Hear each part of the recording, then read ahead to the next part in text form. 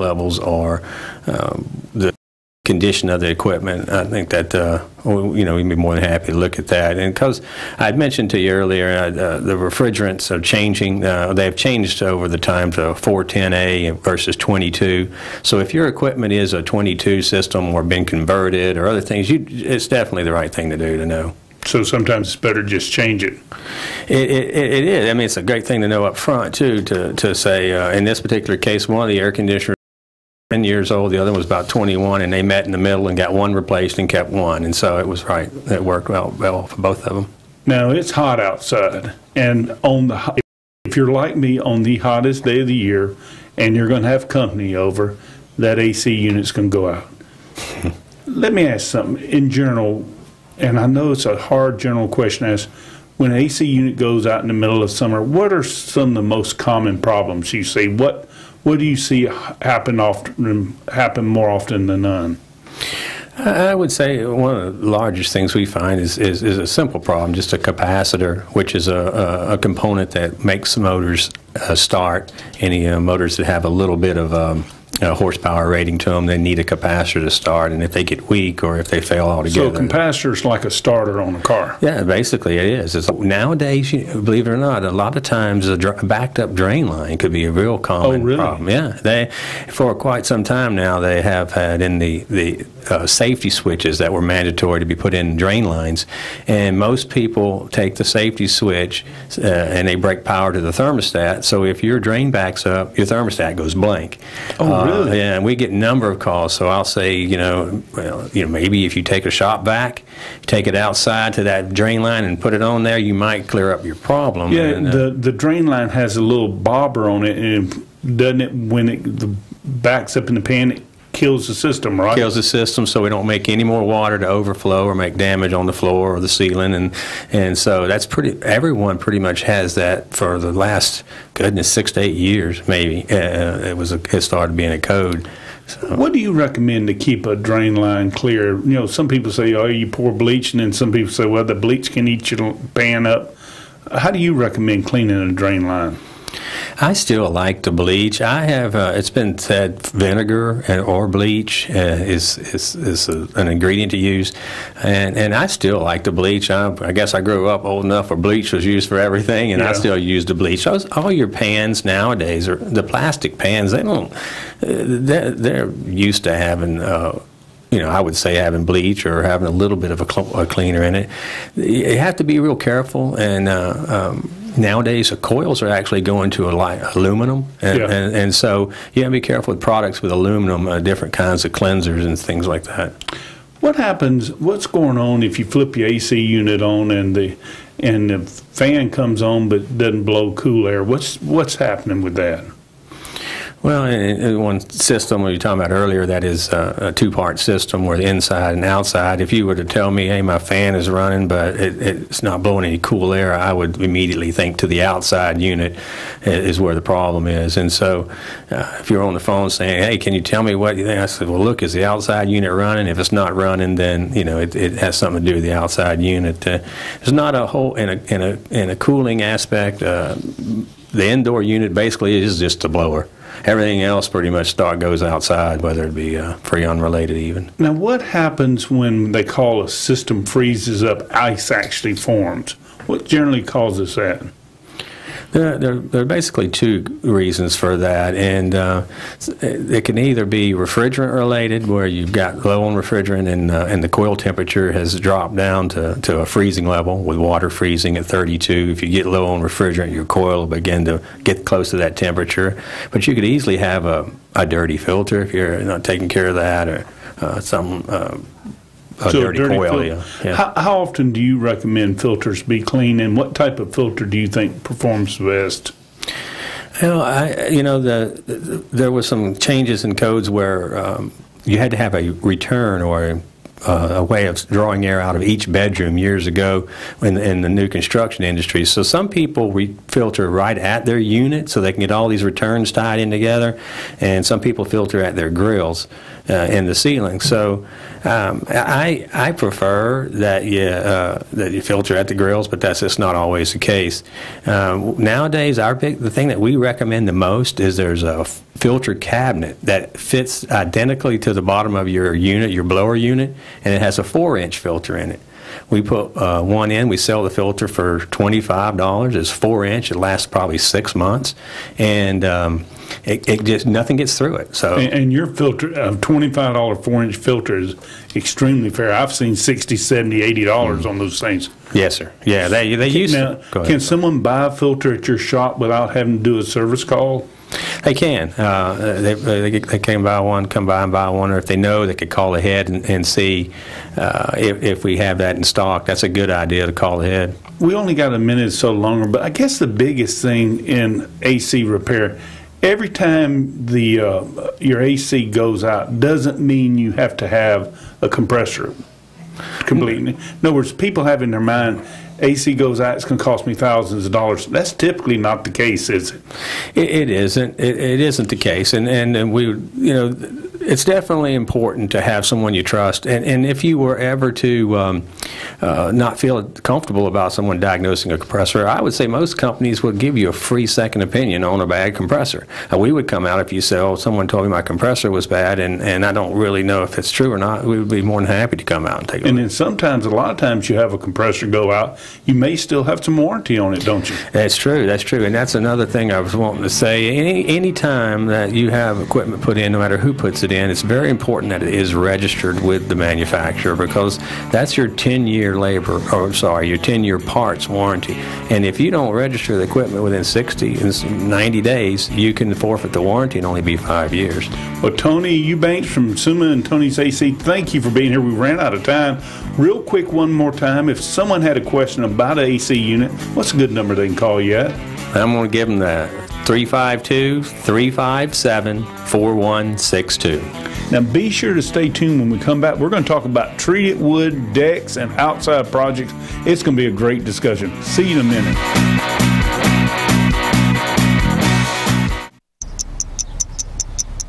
Yes, but I see you don't have a college degree. Well, no, but okay, well... Wait. Before you skip over me, can you at least hear me out? No, I do not have a college degree, but I've been working 2 jobs since the age of 18. I've been doing internships while raising my little brother, and any moment that I can spare, I'm studying, just trying to better myself. Okay, I'm ready for this.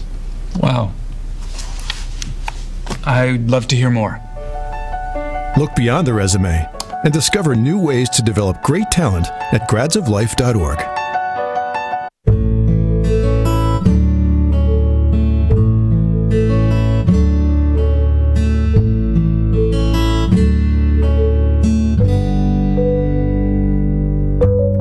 My name's Bill Conham, and I basically take care of the farm, and we were interested in the dog, and she'll be like a normal dog at our house.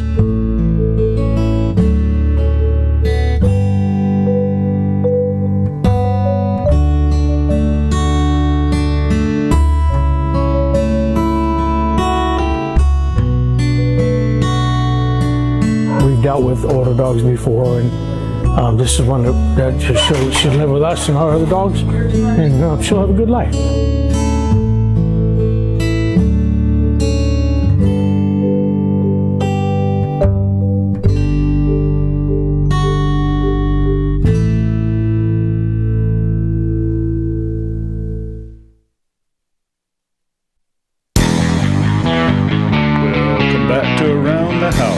By Romac Lumber and Supply. I'm your host, Don Magruder, and you're listening to my 790 AM WLBE, and we're still in beautiful Leesburg, Florida. Once again, we'd like to welcome our viewers who are watching us today on Lake-Sumter Television, courtesy of Appleseed Marketing on Bright House 199, Comcast 13, Florida Cable 4, and CenturyLink number 83. Jarrett Myers of Great Southern Wood is the general manager, and they're located right here in Sumter County. They have a large treated wood facility, but most people don't understand that Great Southern Wood is just one name. They're really known as Yellowwood.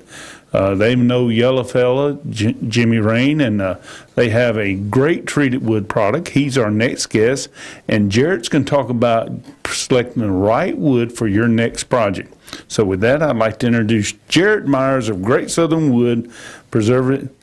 Jarrett, how are you doing today? Doing good. Thanks for having me. We are glad to have you here. And before we get going, take a minute to talk about yourself and Great Southern Wood Preservative and Yellowwood. Yeah, Yellowwood, obviously our best known brand. The company Great Southern Wood Preserving was actually started in 1970 in South Alabama. Since that point, we've expanded quite a bit, so we now have 14 locations, and they go from Texas all the way up to the Northeast. So the footprint's obviously gotten a lot larger, but the fourth plant out of those 14 was actually the plant here in Sumter County, and that was built in opened for business in 1990. Most people do not have any idea how big of treated lumber manufacturing facility you guys have in Sumter County. You're shipping treated lumber all over the state of Florida. All over the state. From the Keys all the way up to the Panhandle into Georgia and other areas, aren't you? That's right. Out of our facility, we service pretty much up to I-10, so just south of Jacksonville. And, of course, the Panhandle is covered by another plant that's in South Alabama. So our territories start butting up. But south of I-10, it's all us. So we go from St. Augustine all the way down to Key West. If someone heard something today on the Day Show and they'd like more information, what's a website they can look at, Jarrett? Yeah, yellowwood.com, and that's yellow with an A, www.yellawwood.com.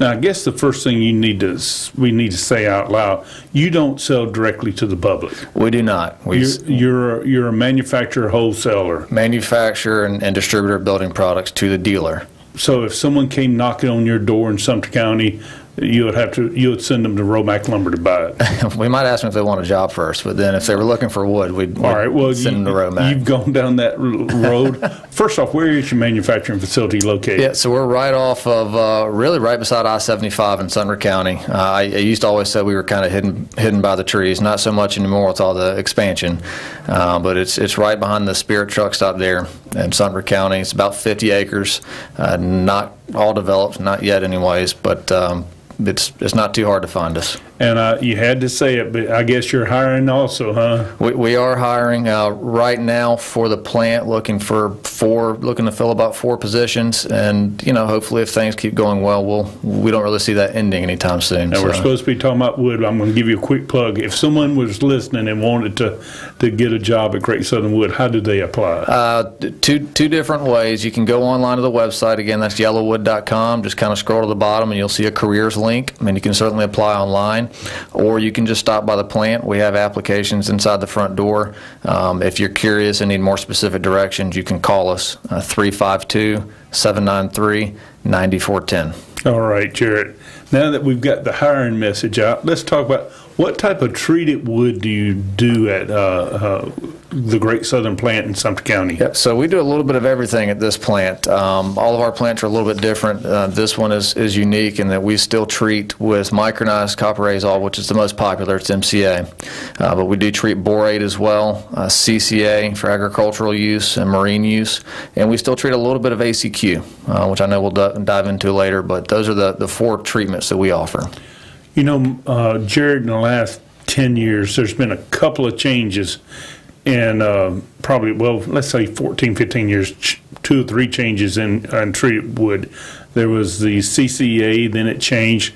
Give a brief history of the changes in treated wood and why it changed.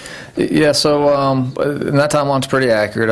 10 or 15 years ago, CCA, which is what pretty much, everybody in this room, with the exception of a few of us, probably came up playing on play sets and whatnot, treated with CCA. But the CCA end use or application was restricted by the EPA.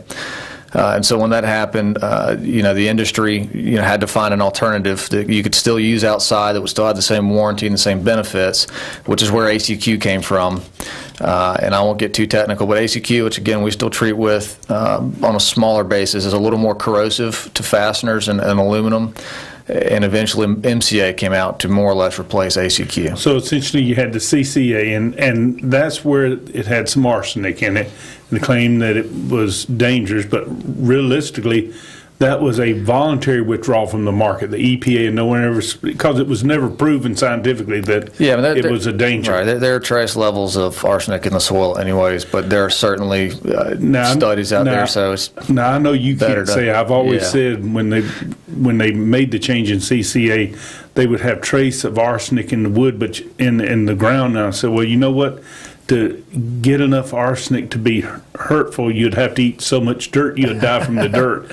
That it was really not a bad product. But then that's still a great product, and it's still available for like a lot of horse farms in this area will use it for fence posts, and you'll see it on piers and salt water. So there's some environments where it's still allowed. So you went to the ACQ, but the ACQ product they realized was very corrosive to nails. Yeah, ACQ is also still a great product, but it's very corrosive.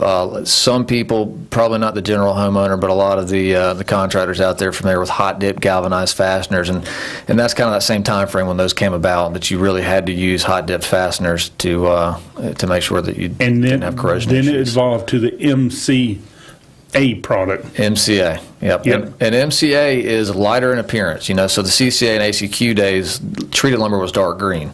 Micronized technology has taken treated lumber to a point where you can still see some trace amounts of the chemical in the wood, but it does not have that dark green appearance. It has a much more natural appearance, and over the course of time, we've figured out that the general consumer, the general public, tends to prefer that more natural look. So that's where we're at today. And you also do a borate treated lumber, which Romac stocks a lot of, but to me, that's borate treated lumber is one of the worst kept secrets in the building industry, because if you build a house, you would want to treat it with borate because it's natural and it's bug resistant. Talk a minute about the borate treated lumber. I love it. Yeah. So borate treated lumber, the blue wood that a lot of folks see out there, is for framing. The biggest difference between borate and MCA and ACQ and all those other three-letter acronyms we keep throwing around is that it is for interior use. So it's a soluble treatment. In other words, if you put it outside, try to build a deck with it, over time that chemical will leach out.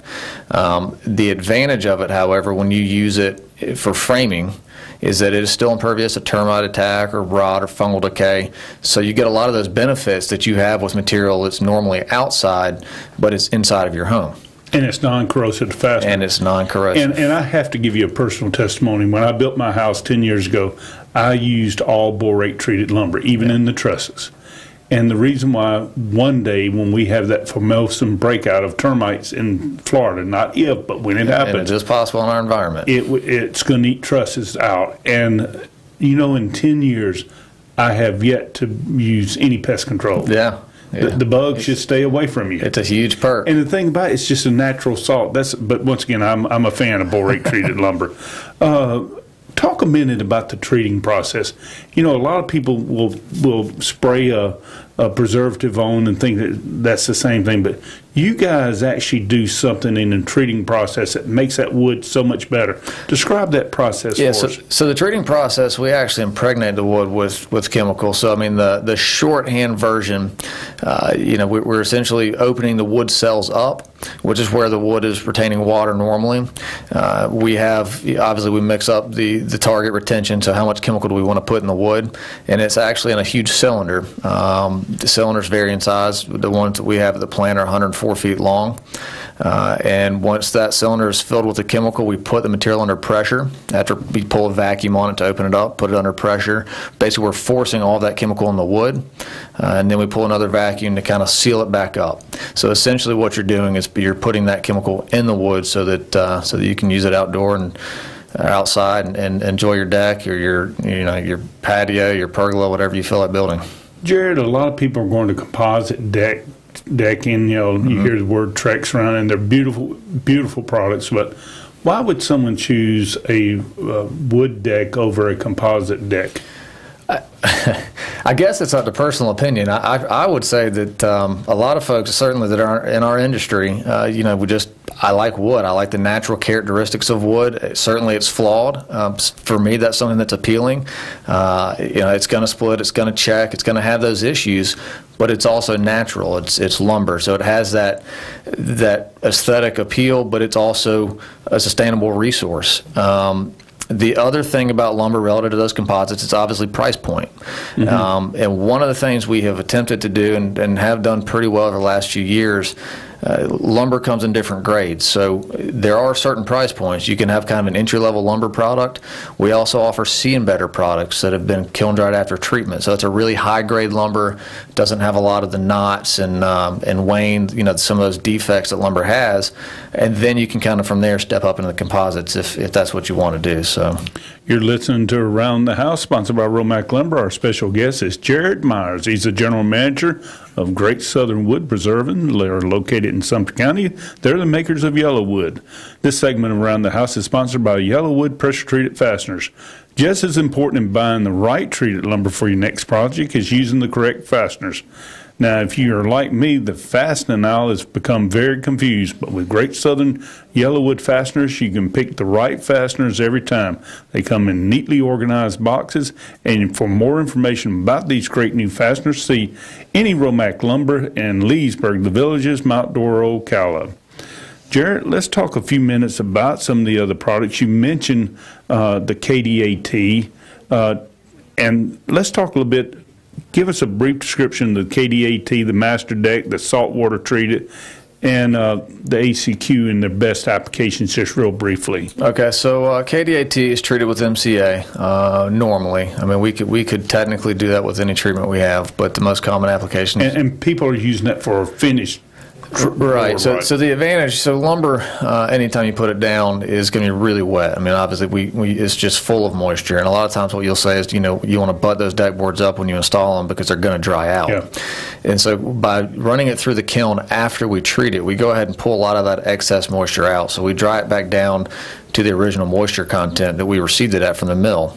By doing that, once it gets to the job site, they can actually go ahead and install the product, and immediately you can paint it, you can stain it, so it's just a lot easier to work with.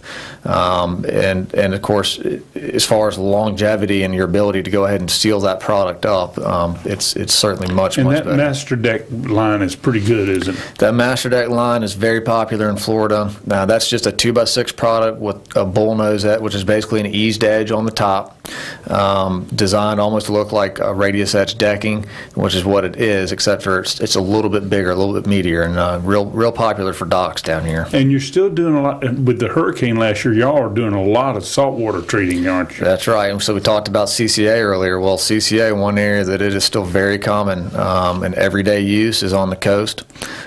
You can use it for saltwater splash. There are different treatment levels, and go ahead. Well, I was about to say the biggest controversy now, though, with decking material, though, is a lot of people have this belief that you just put the deck boards down and you never have to do anything else, and that's not the case. Talk a minute about what needs to happen when you put decking down to make it last longer, but also how decking is to be used. Right. Well, so to try to get the most out of your deck, we certainly recommend that you put a water repellent on it, usually within 6 weeks of installation. There's a sprinkle test that's kind of an age-old trick in the industry. So you basically take a cup of water, a few drops on your deck. If the water beads up, then there's still a lot of moisture in your deck, so it won't absorb the water.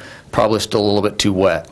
If it absorbs the water, if it doesn't bead up, just like a car with car wax, if it does not bead up, then it's probably safe to go ahead and apply that apply that sealant. Now you want to do that probably at least once a year, and of course you can stain it and paint it if you'd like, and then you can reapply that as often as you need to. But I guess the thing about without putting a water resistant on it or covering the board, the wood will naturally change in its dynamics and the warranty, describe what the warranty covers. Right, so the warranty covers structural failure due to rot, fungal decay, or termite attack.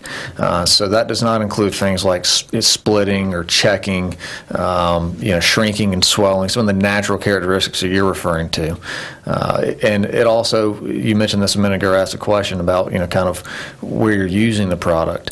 you also need to make sure that the products you're using has been treated to a retention, has enough chemical in it for the application that you're going to use it for. For example, if you're going to build a dock over fresh water, all of that material needs to be treated ground contact because of the amount of moisture, not just in the lake, but obviously in the air surrounding the entire structure. So it's not just about having the 4x4s or the 6x6s that are actually in the water treated ground contact. In that application, you really need to have all of your joists, all of your deck boards, everything needs to be treated to that same retention level, which you guys stock. So if you're doing a deck over a low area where there's water retained and stuff, you definitely want to use a ground contact treated, because otherwise it's going to fail, isn't it? Absolutely. Well, it certainly has the potential to. I mean, it's in Florida, right now we're kind of in a drought, but normally we get a lot of rain down here, and when you have something that's built 6 or 8 inches or even 12 inches above the ground, and you have vegetation that grows under there, you have a lot of moisture that gets under there. Well, if that moisture doesn't have any way to escape, then the wood is essentially just sitting there, almost like an incubator, which is basically the same thing as putting it in the water. So we recommend ground contact. That'll help alleviate any of those concerns. You're listening to Around the House. Our special guest is Jared Myers from Great Southern Wood Preserving. We're talking about treated wood and the best use of it. He's with the Yellow Fellow, the Yellow Wood Company, and they make one heck of a treated product. Jared, warranties are confusing, and first off, we talked about it's vital that you buy the right treated lumber for the right application. What does warranties cover, and what are the requirements under warranties? So, yeah, again, the warranty is going to cover for general use. So when I say general use, I mean like your deck boards, your 4x4s. It's a limited lifetime warranty against fungal decay, termite attack. You have to make sure that product was used in an approved application. So a warranty will not cover if the board cracks or warps. Right. If it starts warping and bowing and twisting, again, those are kind of those natural characteristics that I'm no different than anybody else. It drives all of us crazy. I have a new fence at my house with a few boards that have, gotten kind of squirrely, but that is not covered under warranty. And realistically, and I see this all the time, a lot of times the problem with deck boards in the treated industry is whoever installed it didn't crown it properly. Talk a minute about what crowning is and how important that is, Jared. Yeah, well, generally speaking, and there's some debate about this, we would usually say that those growth rings on the end of that piece of wood that you're looking at, generally speaking, need to be face down. Right. Or crown up, if you want to say it that way. So that's generally speaking, is a best practice. It seems to be the consensus, and that's certainly probably what I would recommend. But there are some professionals that might debate that. I understand, but it's amazing if you crown the lumber. And what they're talking about, if you look at a board where it's cut, there's rings like this. Yep. It should be, the crown should be up and the rings going down, and that way it won't be naturally drawn to do this. And a lot of people make mistakes. The other biggest problem with decks, and this is the huge problem, and I think one of the reasons why you guys came out with your new fastener line, people use the wrong fasteners, and it does happen. It amazes me. People will have lumber and stuff curl up or come apart, and they say, "Well, it's the lumber's fault." It's the fastener's fault, isn't it? It does happen. And anytime you just mentioned this in your readout a minute ago, I mean, part of the reason that we ended up going down this path is we continue to look for products that we can sell to complement our core business.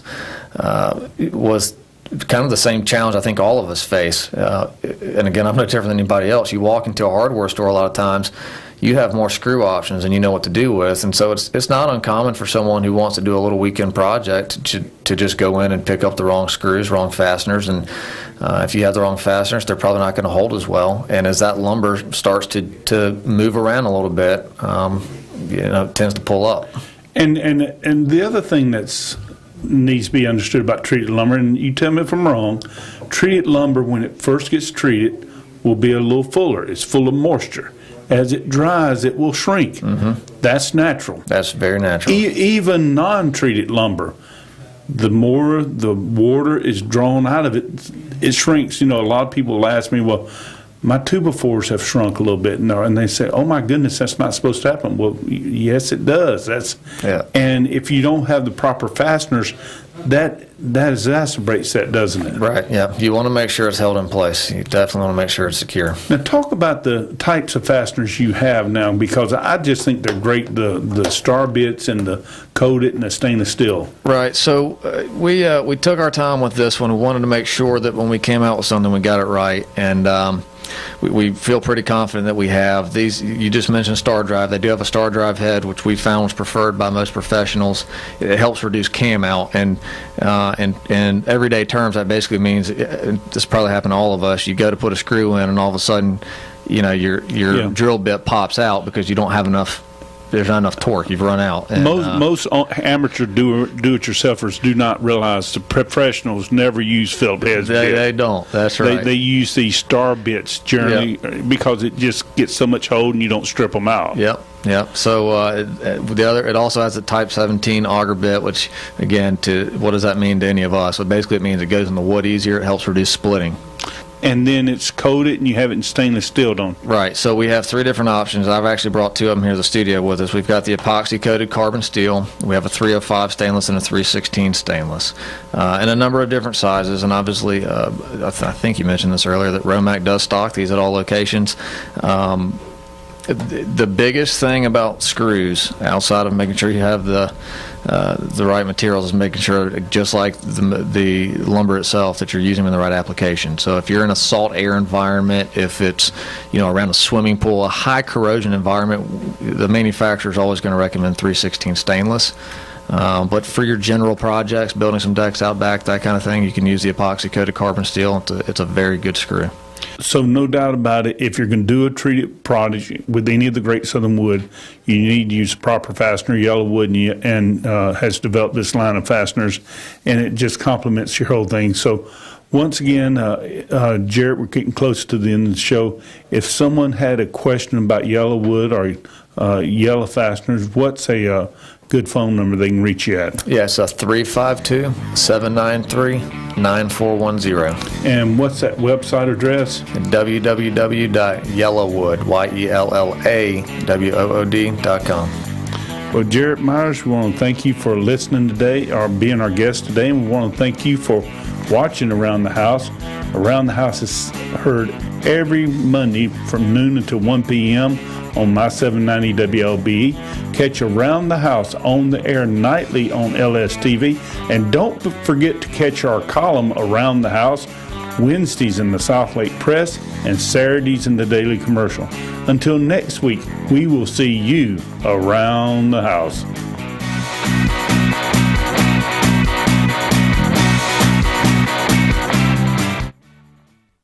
My biggest concern was my daughter's safety. I wasn't going to invite people over when I saw what their homes look like. My kids couldn't go outside and play. They couldn't go to the park. I didn't know where I was going to go, what I was going to do. My other concerns were the leaks in the wall, the mice running around. It was brutal. It was a scary place to be. We're in darkness, but there's always a little bit of light, and if people help, the light becomes greater. The fact that people want to help without getting anything in return. They are experiencing your dream with you. You can stand in your own house and say, I helped build this. Just walking into that house was the beginning of a different life. Happiness, peace, stability are all the words that come to mind when I think of our home. Because of this house, I am free. Because of this house, I'm home. You can change the lives of families in your community and around the world. Join us. Habitat. We build.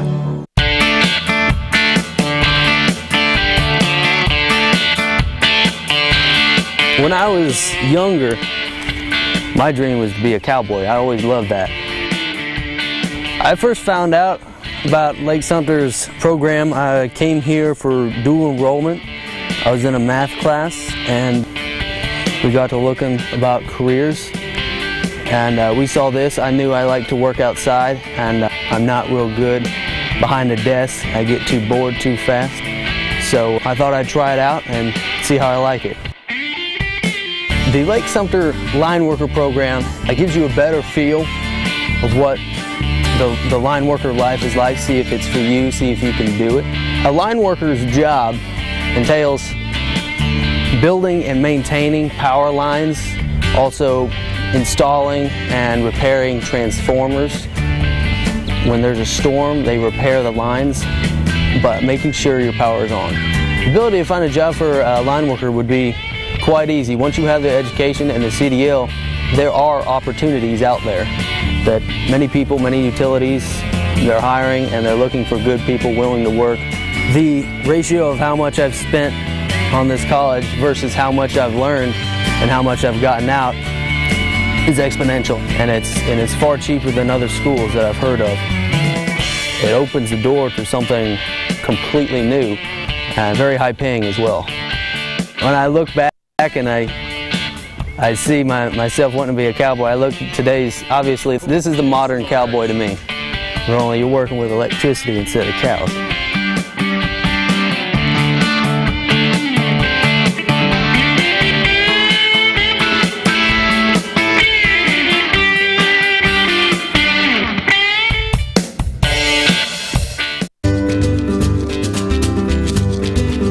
The Lake County Arts and Culture Alliance really is about just bringing together all of the folks in Lake County who have an interest in the arts and what's happening here, and just presenting a forum and an opportunity for everybody to connect in person and have conversations that might take us to the next level.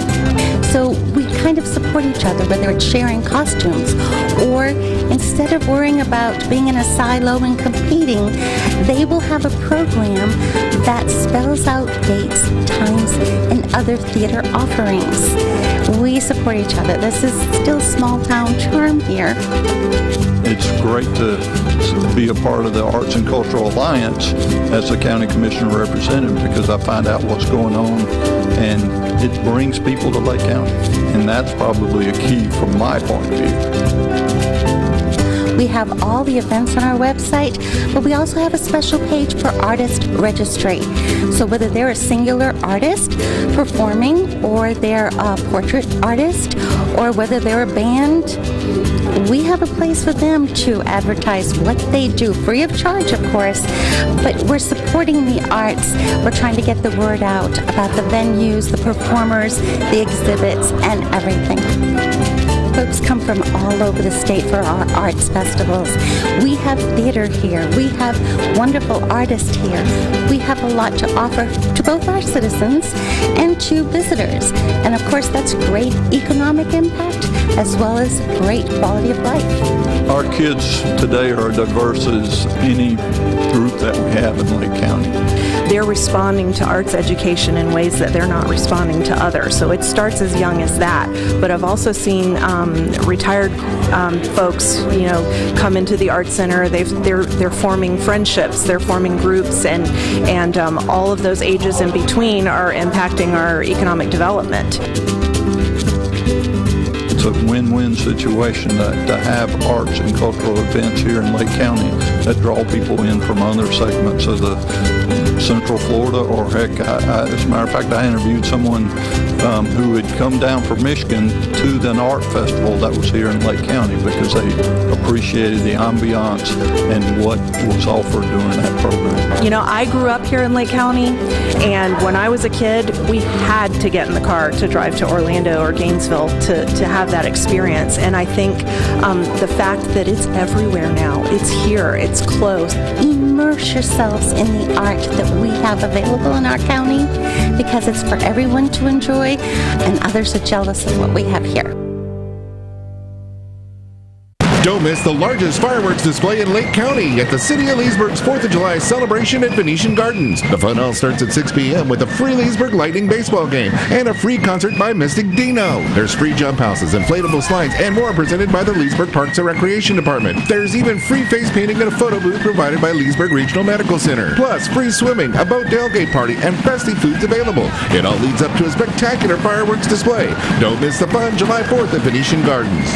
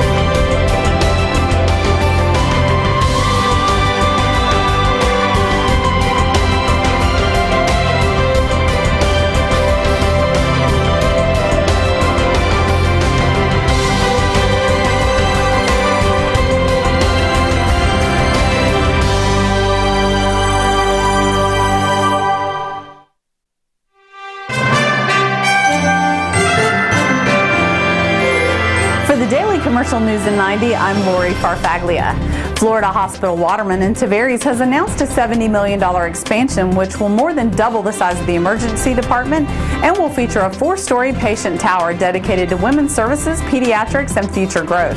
The project should be completed in July 2019. Leesburg City Commissioners approved a contract to build a $2.6 million seaplane dock and taxi lane at Leesburg's International Airport. The Leesburg Airport taxi lane is an extension of Taxiway A and is adjacent to Runway 31 that extends into Lake Harris. A Department of Transportation grant will pay for about $920,000 of the cost. Mount Dora has its first city flag since being incorporated 107 years ago. The new flag was unveiled when the Mount Dora Police Department's color guard raised the flag in a Flag Day ceremony. The flag's designer is Laura Varich. Clearmont's Victory Point project officially launched this week with a ceremonial groundbreaking. The groundbreaking was held between Lake Mineola Boat Ramp and the adjacent swampland. Victory Point is a regional stormwater facility to collect and treat runoff from rainstorms. The project is part of Clearmont's master plan for downtown. Downtown is the heart of the city of Clearmont. So you're going to see boardwalks, you're going to see an observation tower. We're actually having an event area that's actually going to be on the water that we're calling Triathlon Beach. Eustis will soon be shining brighter than ever. 254 new streetlights have been added to areas that could use some extra lighting. The new lights will take about 12 weeks to install. For more local news, check out dailycommercial.com. That's this week's Daily Commercial News in 90 on LSTV. I'm Lori Farfaglia. You're watching LSTV, Lake-Sumter Television.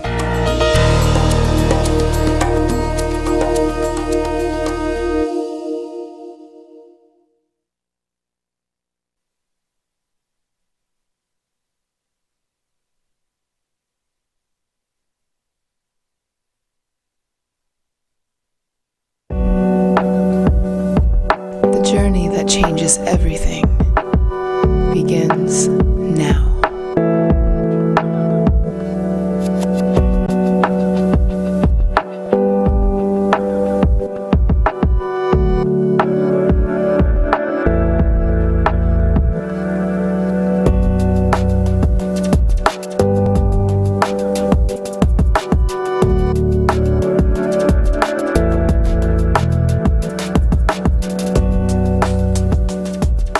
Welcome, I am the Willow. Have you ever heard the expression analysis paralysis? I analyzed this term and learned that it refers to the dangers of overthinking and overanalyzing a situation. It occurs when you cannot make any forward progress because you're stuck in a cycle of worry, stressing about the details, and examining every angle and possibility. Anything but just getting on with it. It's the proverbial situation that keeps you up all night. If you find that you spend an unreasonable amount of time thinking through something, you are probably overthinking and experiencing analysis paralysis. You may feel like you're making progress by incessantly ruminating on the subject, but in fact you're permeating negative thoughts and fostering a pessimistic view of the situation. Becoming aware of how you feel when you are stuck in this cycle will tell you whether your time and energy is being wasted. When you have something on your mind and you can't shake it, stay aware. Our yoga journey will give you this power so that you recognize your overthinking, so the solution will present itself to you. Martin Luther King said, "Normal fear protects us. Abnormal fear paralyzes us. Normal fear motivates us to improve our individual and collective welfare. Abnormal fear constantly poisons and distorts our inner lives. Our problem is not to be rid of fear, but rather to harness and master it." Let's begin our powerful practice. Relax everything in your body and take a deep breath. Open the wings of your arms. And as you inhale, bring in positive energy and light into the center of your being, and exhale all negativity. One more time. And exhale. Push negativity and worry away. From here, let's come to our first downward dog. Your knees may be slightly bent, but try to press the heels through the earth. Reach out your arms, get wide with this. We're making a triangle with our body. Spread the fingers wide, press them in. Feel every toe and finger here. Don't overthink it, just do it. Breathe into it. And let's start our flow. Link your breath to your movement. Inhale, move forward into a plank position, and come down and up to cobra.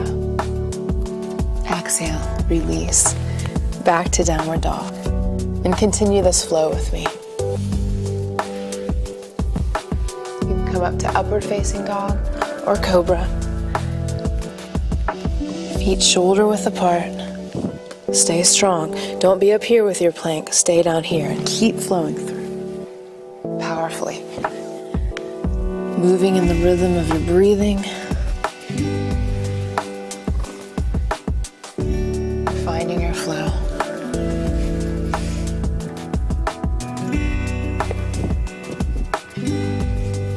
So there's always a flow in life going. You just have to be in it.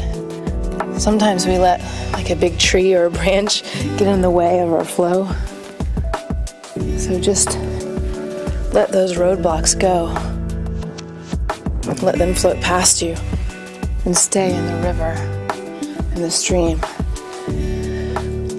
Of knowing you can do anything you want, getting rid of those trees in the way of your stream, those self-doubt trees, those worry trees blocking you. One more time. Powerful breathing here. Come back to your plank and come down slowly here. Inhale up to cobra and exhale back down, release. Inhale up and exhale.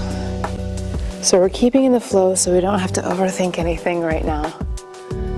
Let this be your lesson for today, your pattern, to recognize when you are in those states of overthinking. And exhale. Keep your flow going and stay true to it. I'll see you soon.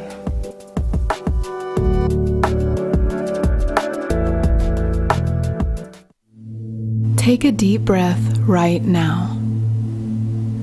This breath just stimulated a relaxing response in your body. Say goodbye to the fight or flight adrenaline boost of stress and say hello to the art of breathing.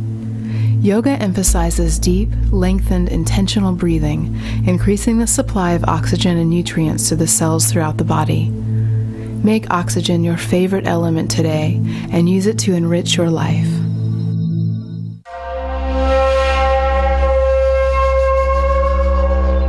Welcome back. I hope your thoughts and feelings are as free-flowing as a river now. Relax in Sphinx pose and really feel it come out of your spine. Feel the energy rise to the crown of your head. Overthinking isn't a trait you're born with. It's a learned habit formed over time. When you find yourself in this paralyzing state of being, change the channel. Change your focus to the outcome of what you want and see the solution vividly. Don't be that worry-wart kind of person seeing all of the reasons why it will go wrong. Instead, focus on all the reasons why it will go right. It will go smoothly. It'll go just as you saw it in your mind. On your next exhale, release, and come up to the center of your mat and rise up tall. Extend your right leg long. Take a deep inhale and move with the rhythm of your breathing as you exhale and reach forward into it. Another go-to for the overthinking brain is to find your favorite distraction, something to absorb yourself in, an activity that captures your attention fully enough to derail that negative train of thought. Release, other side. Feel and open here. Tennis, a new movie, having fun with your friends, or taking a drive with good music on will enhance your awareness. Elevate your mood and allow you to perform at a level of proficiency instead of getting in your own way. And exhale, release. From here, we're reaching down and away. Just take a moment, come back to center, exhale, reach down a little bit more and come back to center. One more time. Come up on your toes to create a vertical space. And when you're ready, come down to your heels and open your heart center right here. Let your neck fall and relax your shoulders and everything else. Think about not getting in your own way with worry, thinking of all the reasons why it won't go well. Thoughts are things, they're very powerful. Inhale, slowly come up and come down, toes together, and relax into a child's pose from here. And just let everything settle. Feel how good you feel. Envelop into self.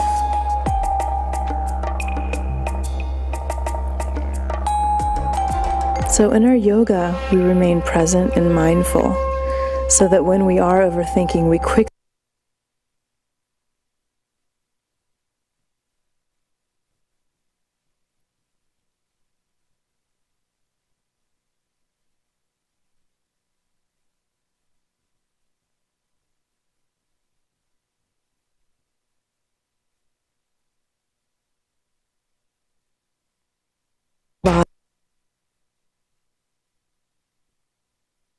we know when we're in a cycle of worry.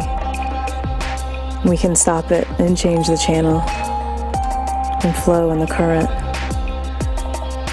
of joy and knowing that everything will go right. On your next inhale, come back up. We're pressing back to downward facing dog.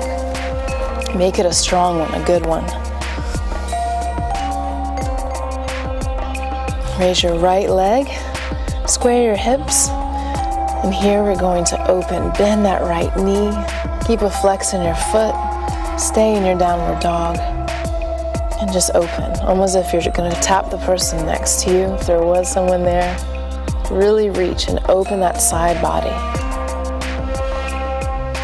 Inhale, bring your knee to your nose, and exhale one more time, straight up to the sky. And bring that knee in between your hands. And come into a pigeon pose. Exhale and release into it. And spread your arms out behind you, interlace them, and relax into this fully. Stay in this moment where all of your power lies, and I'll see you when we return.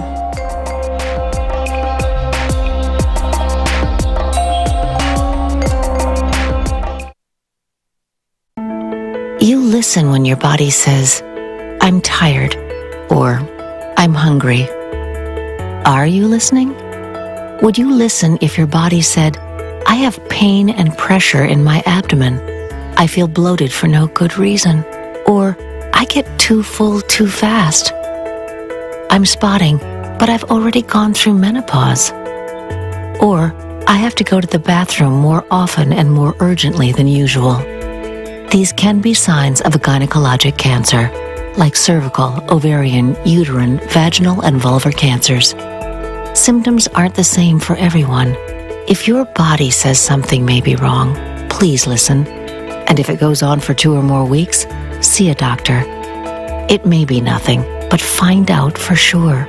Learn the symptoms and get the inside knowledge about gynecologic cancers. Call 1-800-CDC-INFO.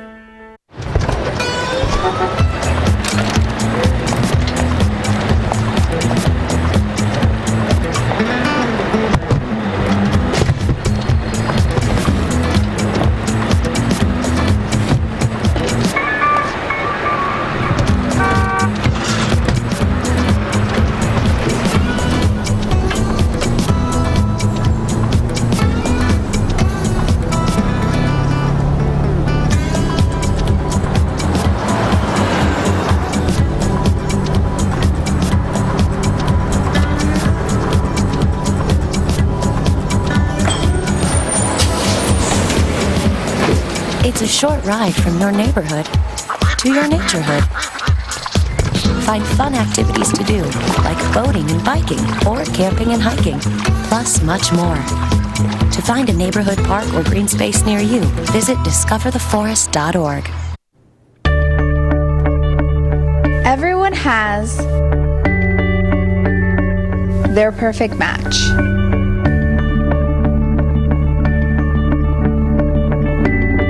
Over 170 animals are ready to adopt each day. 125 neglected animals are rescued every month. Adopt today by contacting the South Lake Animal League at 352-429-6334 or visiting the website slal.org.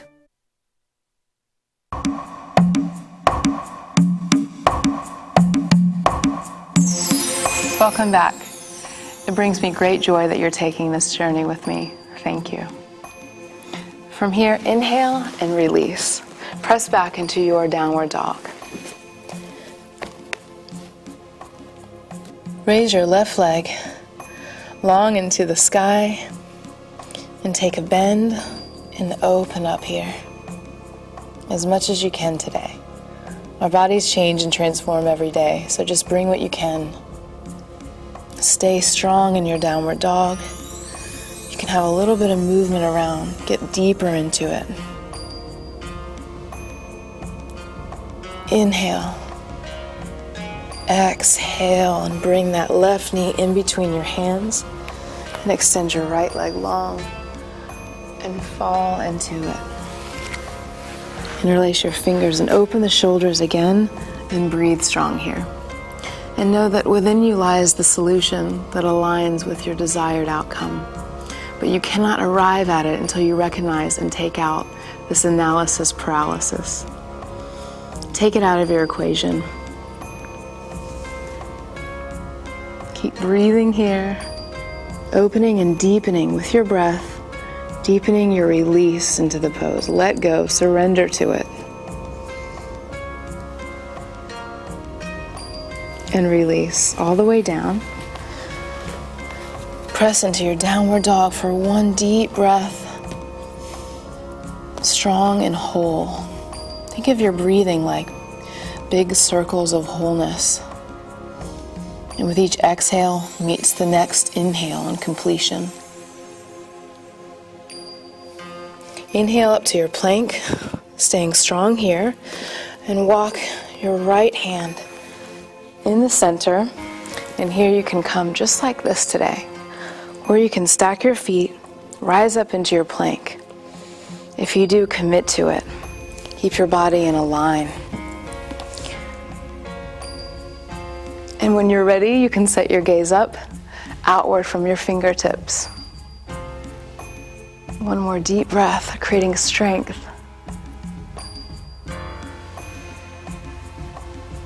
And exhale, release down with strength, back to downward dog. Releasing from your downward dog, we're going to do plank on the other side. I'm going to turn this way to face you. So line up your left hand, press it into the earth, and come up to where you're comfortable today. You can just be here, remember. So open up to it. You can stack your feet, and if you're feeling particularly strong today, open up and explore here. Hold on to it, breathe into it. To get you on your way, you could set a time to overthink and limit it to just a few minutes, maybe even 15 minutes, where you allow yourself to just overthink and write down everything that comes to your mind. This will turn your energy into structured thinking, and you will have more time to go over thoughts that don't take over your life. Exhale and release. Back down, downward facing dog. Walk it out a little bit. And bring your left foot in between your hands. Rise up to warrior one. Exhale out, warrior two. Reach forward over your hips and open up. Hold it here. On your next exhale, release down and switch sides. Enjoy the twist, enjoy the journey.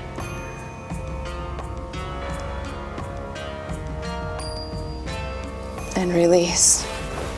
Press back to downward dog and enjoy it. You might feel longer on one side than the other. Inhaling, bring your right foot in between your hands. Rise to warrior one. Exhale out to warrior two. And come up. Breathing. Hold it here. Exhale, release. Other side. Hold on to it, and I'll see you soon.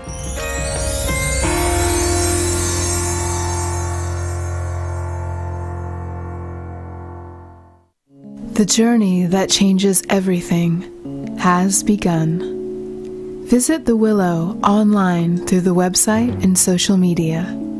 Also, email me anytime. Namaste.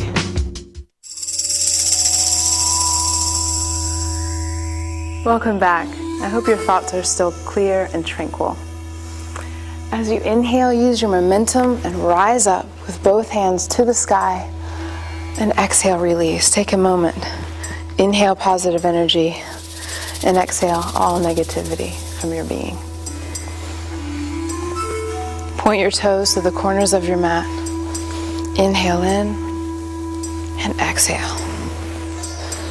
One arm leading on top of the other. As you transition, open your wings. Be strong through your legs, like tree trunks rooted into the earth. Keep opening a little wider each time.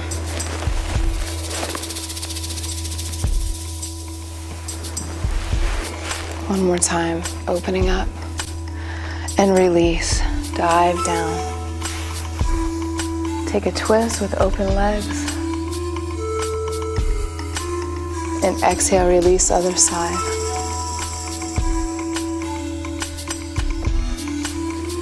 So compartmentalizing things in your life is a very powerful habit to have. So you make time for things, you segment things out so you can have more room for joy. When you expand your arms, think about having more room, spread out, more space.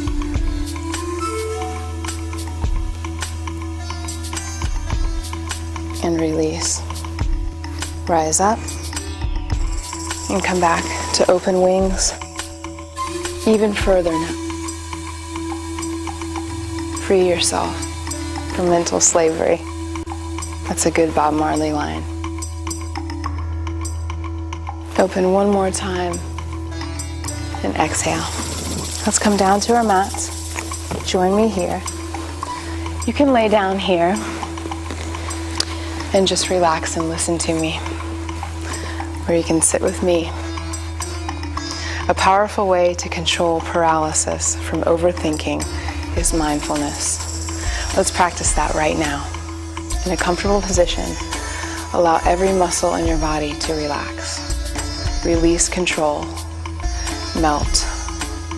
Visualize the most beautiful river you can imagine. Feel the cool breeze on your face. Hear the wind. When a thought comes, picture it as a leaf, gently floating by and disappearing from your view. Breathe. Notice how you feel. Let everything go. Return to this meditation when you feel paralyzed by your thoughts. Go somewhere. Sit, lie down, breathe. You will find your center and tap into your endless wellstream of tranquility that is always flowing through you. Inhale in, open your arms. Exhale. Before your fingers touch, open up, even wider.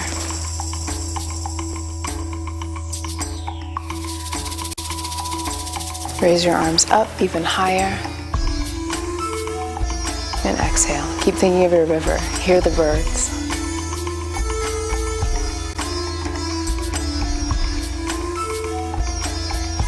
Find your place to return to. in your mind. And then you'll come back to that thing that you were worrying about with a clear focus. And that's a very powerful place to be. Inhale, bring in energy into your heart, and exhale, release.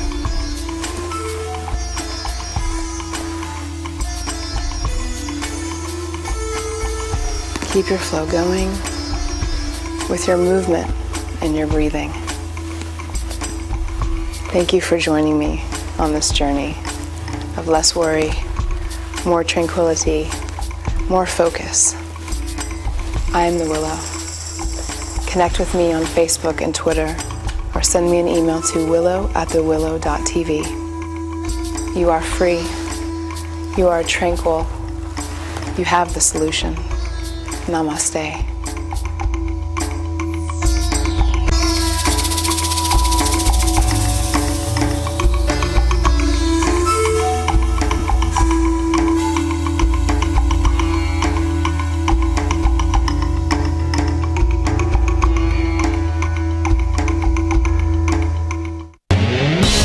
Hi, I'm Chris Poliquin, host of Radio Waves. Join us this episode as we make waves talking with Dr. Mike Dwyer, Director of Acute Care Services for LifeStream Behavioral Center. In this episode, we'll talk about their services and some of their programs, as well as some of the challenges they face. The fentanyl was 50 times stronger than heroin? 50 times stronger. So tune in and watch Radio Waves exclusively on Lake-Sumter Television.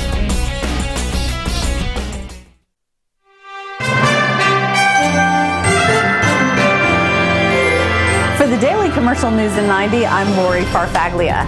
Florida Hospital Waterman in Tavares has announced a $70 million expansion which will more than double the size of the emergency department and will feature a 4-story patient tower dedicated to women's services, pediatrics, and future growth.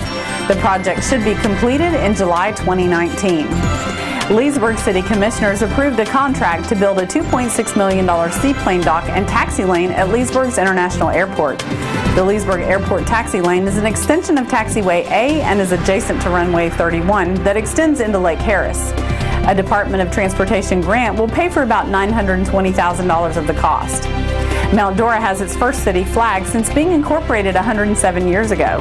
The new flag was unveiled when the Mount Dora Police Department's color guard raised the flag in a Flag Day ceremony. The flag's designer is Laura Varich. Clearmont's Victory Point project officially launched this week with a ceremonial groundbreaking. The groundbreaking was held between Lake Mineola Boat Ramp and the adjacent swampland. Victory Point is a regional stormwater facility to collect and treat runoff from rainstorms. The project is part of Clearmont's master plan for downtown. Downtown is the heart of the city of Clermont. So you're going to see boardwalks, you're going to see an observation tower. We're actually having an event area that's actually going to be on the water that we're calling Triathlon Beach. Eustis will soon be shining brighter than ever. 254 new street lights have been added to areas that could use some extra lighting. The new lights will take about 12 weeks to install. For more local news, check out dailycommercial.com. That's this week's Daily Commercial News in 90 on LSTV. I'm Lori Farfaglia. My family are all butchers on my father's side, going back to the 1500s, and they had a shop in Camden Town. But in 1963, they decided to change it into the Magical Meat Boutique, and the whole shop was painted in psychedelic colours. They had speakers playing Rolling Stones, Beatles music, that kind of thing, and it became quite legendary. There's no other butcher shop like it. I'm Phil, and this is my wife Kate. We're at the Magical Meat Boutique, our British pub. When I decided to come over here and had to think of a name for the place, I thought I'll use a bit of family history for it. Well, I've always said that we sell fun here. We want people to come in and be relaxed, have great, amazing beers from all over the place, from England and Scotland, and our food's all made from scratch, or we bring it in from England, so you get a really authentic experience. We just want a laid-back atmosphere with great music, great food, great beer. It's really what we want. Lake County is one of the most beautiful places I've ever lived. You know, walking down the road, people say hi to you, they look you in the eye and they smile. So you really can't get better than that.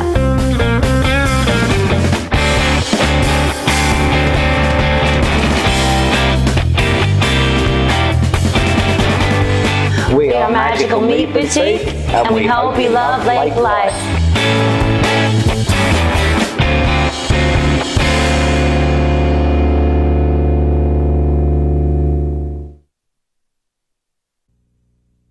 Why should I get tested for colon cancer? I don't have any symptoms. Of cancers affecting both men and women, colorectal cancer is the second leading cancer killer in the United States. And it doesn't always cause symptoms, especially early on. But I'm only 53. I'm too young. Screening is recommended for men and women beginning at 50. But no one in my family had colon cancer. It doesn't run in my family. Most colorectal cancers occur in people with no family history of the disease.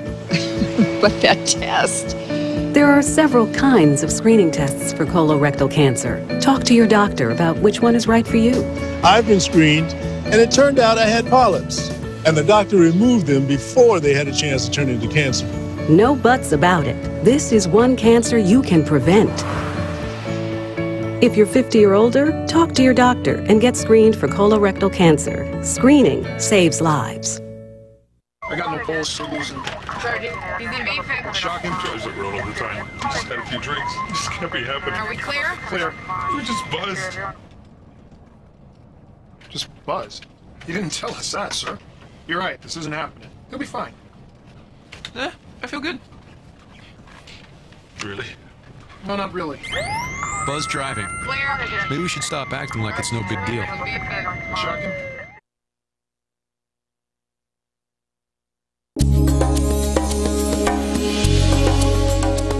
You're watching LSTV, Lake-Sumter Television.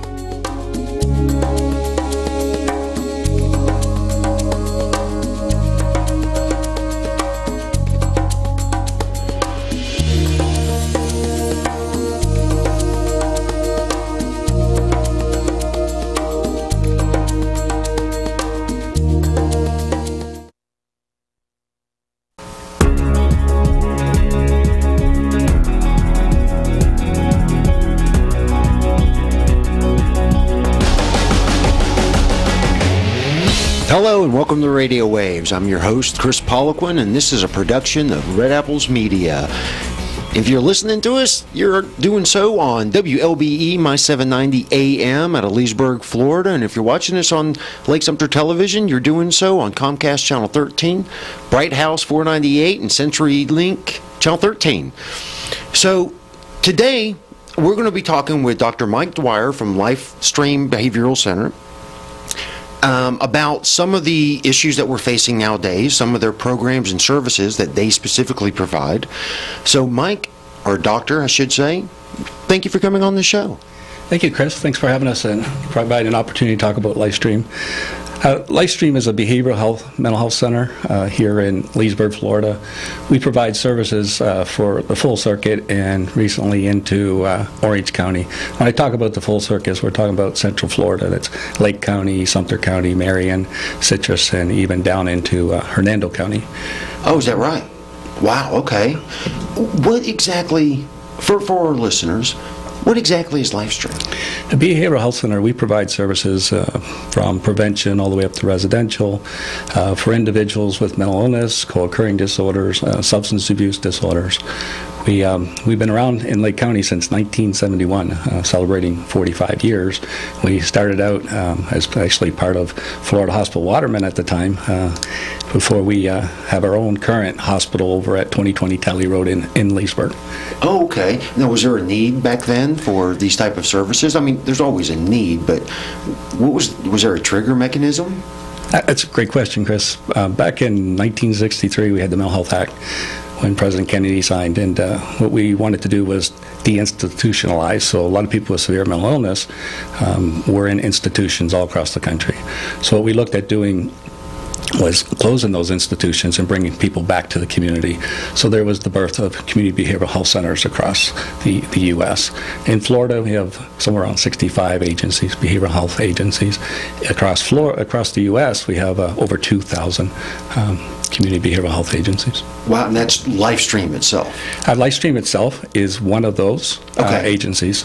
And again, we approximately 700 employees work for LifeStream here in Lake and Sumter County mainly. Okay. So and again, you offer and provide a lot of different services. But let's if we can, talk specifically about mental illness. When through the eyes of LifeStream, what are we talking about? We talk about mental illness. It could be severe mental illness to somebody that's in crisis and experience an acute stress disorder. Okay. So we talk about severe mental illness. We're really talking about individuals with schizophrenia, it's a thought disorder, bipolar affective disorder, mood disorder, or a major depressive disorder. And a lot of times these onsets could be early.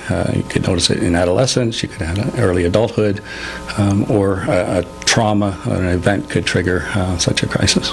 Okay, and I was going to ask that. Is it limited to a specific age group? Now, we know it doesn't, but for, I guess, Leesburg area, Lake County, where do you find most of? Because when I talk about mental illness, and again, it's a broad spectrum, anywhere from minor depression, not that there's minor depression, but it could be anything, right? What do we see? If you can say, I don't even know if you keep metrics like that, but in Leesburg or in our area, we see people of all ages. A lot of folks will say from womb to tomb. Very young babies, we can do an in-depth assessment if mothers are addicted to substance. Really? We have 2 schools, alternative schools here, that we contract with the local school board. We have many outpatient programs, from prevention to outpatient treatment programs, right up to our hospitalization, which is our locked, secured unit in Leesburg. What is the process for someone? Do you find that people walk in on their own, or is it generally their family members that say, listen, let's go find some help? And then once they get to your door, what happens? So I guess the question, how do people access services? And I kind of just want to talk about the numbers a little bit. Please. This is a report here that we put out annual, and it's called the LifeStream Annual Community Report on Fiscal Year Ending 2016. And on that report, people may be surprised that we served last year 23,963 individuals. So who's we? Is that LifeStream across the country? LifeStream, that's local in Lake County, Sumter. And how many was that?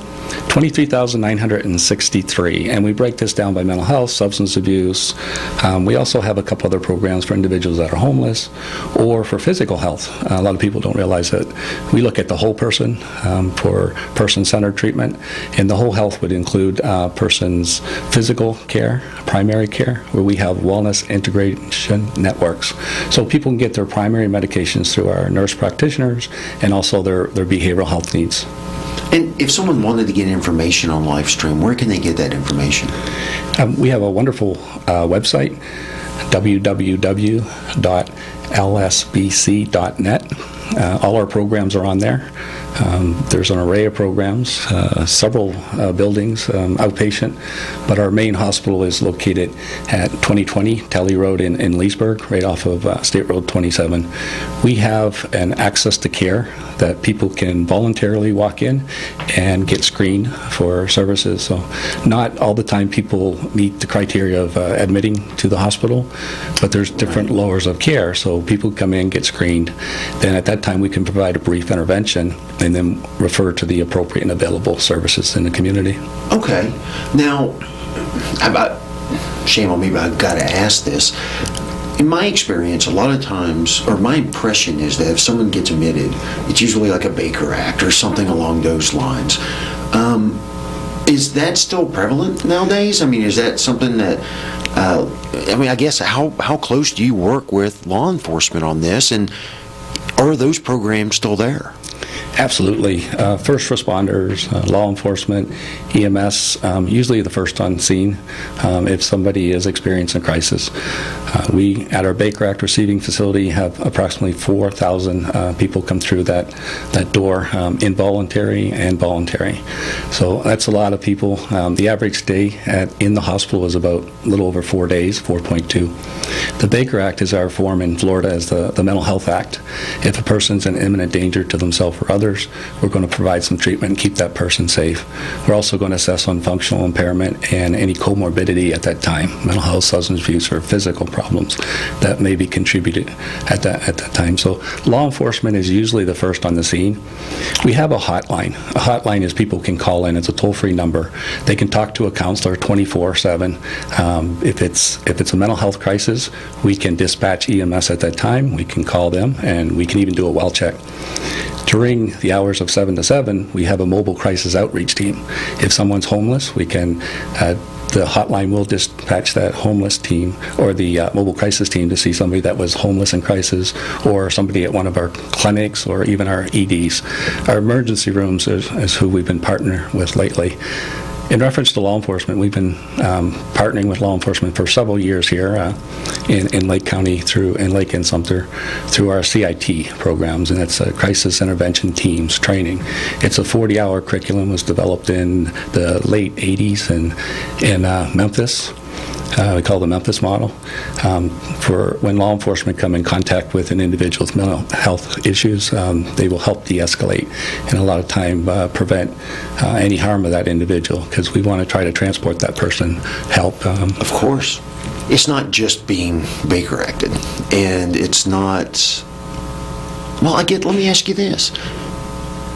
In comparison, and again, I don't know if you have the statistics for it or not, do you find that more people walk themselves in?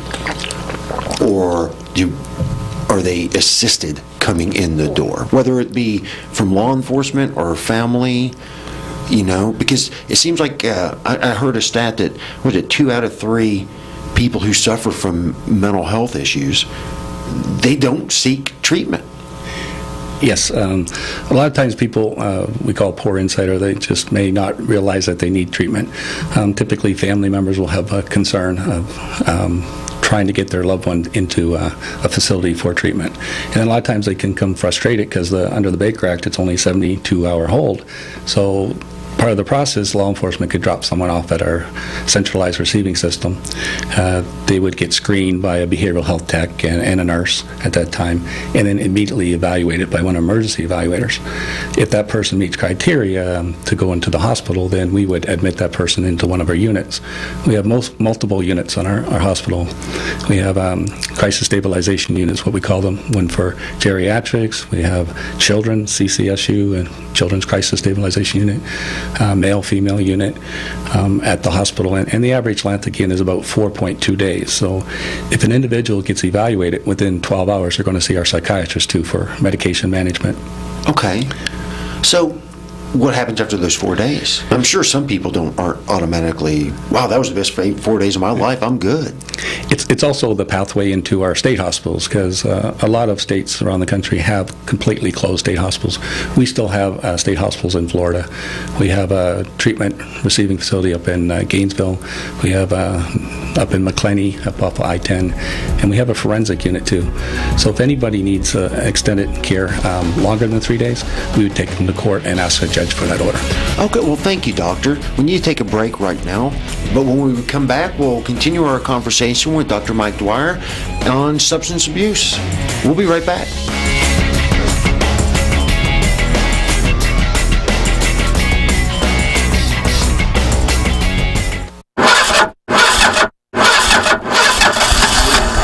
For the millions living with COPD, breathing becomes a real struggle.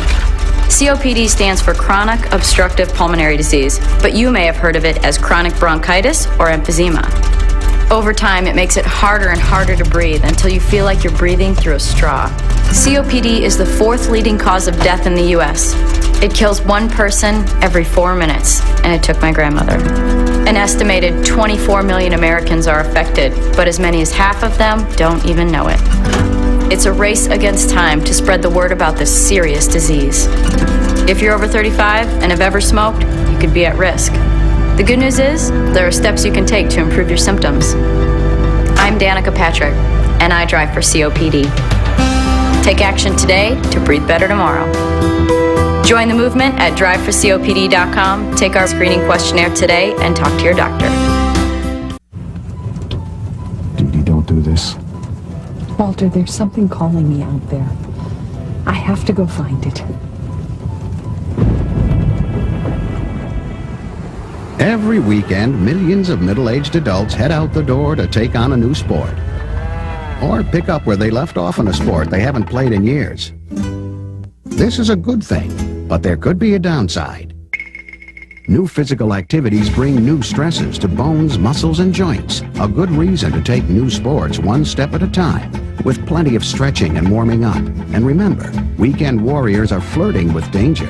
Your body does a better job avoiding injuries with a sensible fitness program you follow every day.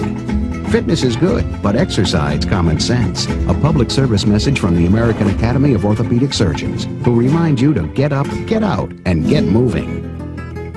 I'm back. Oh, leg.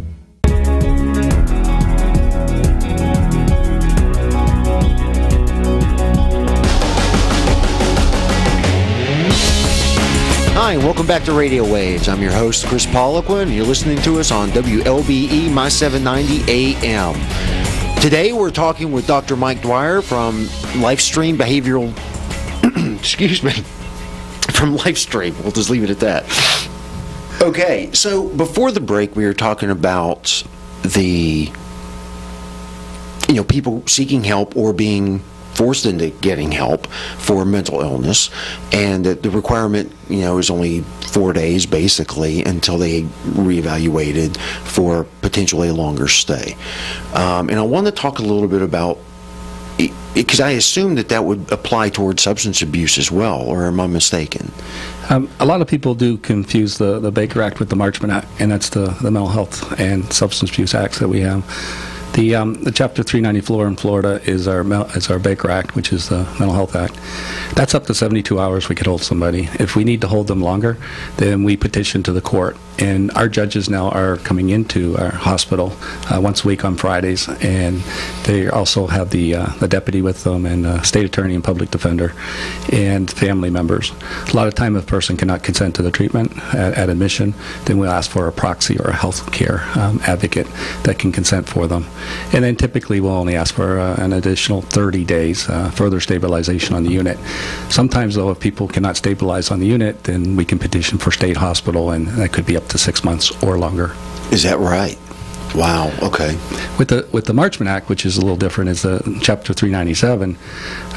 That's the substance abuse. If someone's in imminent danger to themselves or others due to the substance use, then at that time it's a little different. Family can go to the courthouse and ask for an ex parte, and a judge could set a trial date, or he could send out an order for law enforcement to pick that person up, transport them for an evaluation. That evaluation we could hold technically, if we believe someone needs to be there for that, it's 5 days. And then within that 5 days, if we need it to keep them longer and they're not willing to get off the substance, and then we could take them for 60 days longer inpatient. Typically, that's not always used. If a person comes on the unit for Marchman Act or detox. I find the majority of our detox are people voluntary coming in, and that's been increasing lately. About 5-10 years ago, probably you'll see a lot of opiates, heroin, and alcohol. Recently, it's a spike in opiate dependence and people coming in. What we do is, in the 5-day protocol, is to detox somebody off of the opiate. So it's a medical detox, and then the psychological detox depends on what that person needs. We could discharge them into residential or outpatient. If outpatient treatment has failed previously, then we're going to look at a higher level of care and maybe do a 90-day residential program so that we could help that person in their recovery and rehabilitation. Wow. So, again, you have a lot of different programs. And I guess it really does depend on what that person is going through, right? What constitutes substance abuse, right? Like, there's always, and I'm talking about like the definition, because a lot of times people go, oh yeah, I'll have a couple of drinks every night, but the family member's going, no, you have a lot more than that. You're not. So do you understand what I'm asking? Absolutely. Okay. So you look at as a progressive to dependence. So a lot of times people could experiment with drugs, young teens. I just heard this week the sheriff's going to implement the DARE program. As long as he's sheriff, he's going to continue with that DARE. That's a prevention program. I remember that. Mm-hmm. For what we're looking at, that's experimentation, maybe some use. Then it comes to abuse, where you're taking more than you really need to take, and it starts possibly interfering with your daily functions, your work, your jobs, your family, to all the way to dependence, where you need that drug to feel okay. So what you're doing then, you're chasing the drug. So typically when people use substance, I say for two different reasons. One, for pleasure or pain. And as we're seeing lately with the opioid addiction, a lot of times people get some of the regular medications that have been prescribed for them, and they become addicted after that pill that the brain automatically produces the dopamine and medications to decrease the pain. However, once when you become addicted and you don't have that, then you're chasing that drug. And in 2011, Florida closed the pill mills. We were known across the country as one of the largest. Right. The problem is when we enforced that, we didn't really provide the treatment that was needed for individuals. So they stopped the oral pills and they went to street heroin. And lately, as we all read in the news, there's you don't know what you're getting when you're taking a pill that's not prescribed. It could have fentanyl in it, which is 50 times greater than regular street heroin. And I was going to ask you about that. It seems to me there's a resurgence in heroin. Absolutely. This is more than just the Lake County, Central Florida. It's countrywide. Last month, our governor declared an opioid epidemic, and we have quite a bit of money here, $54,000 in U.S. Department of Health and Service grants for prevention, for treatment and rehabilitation for individuals. So the legislation is looking at this seriously. We're seeing it at the local level.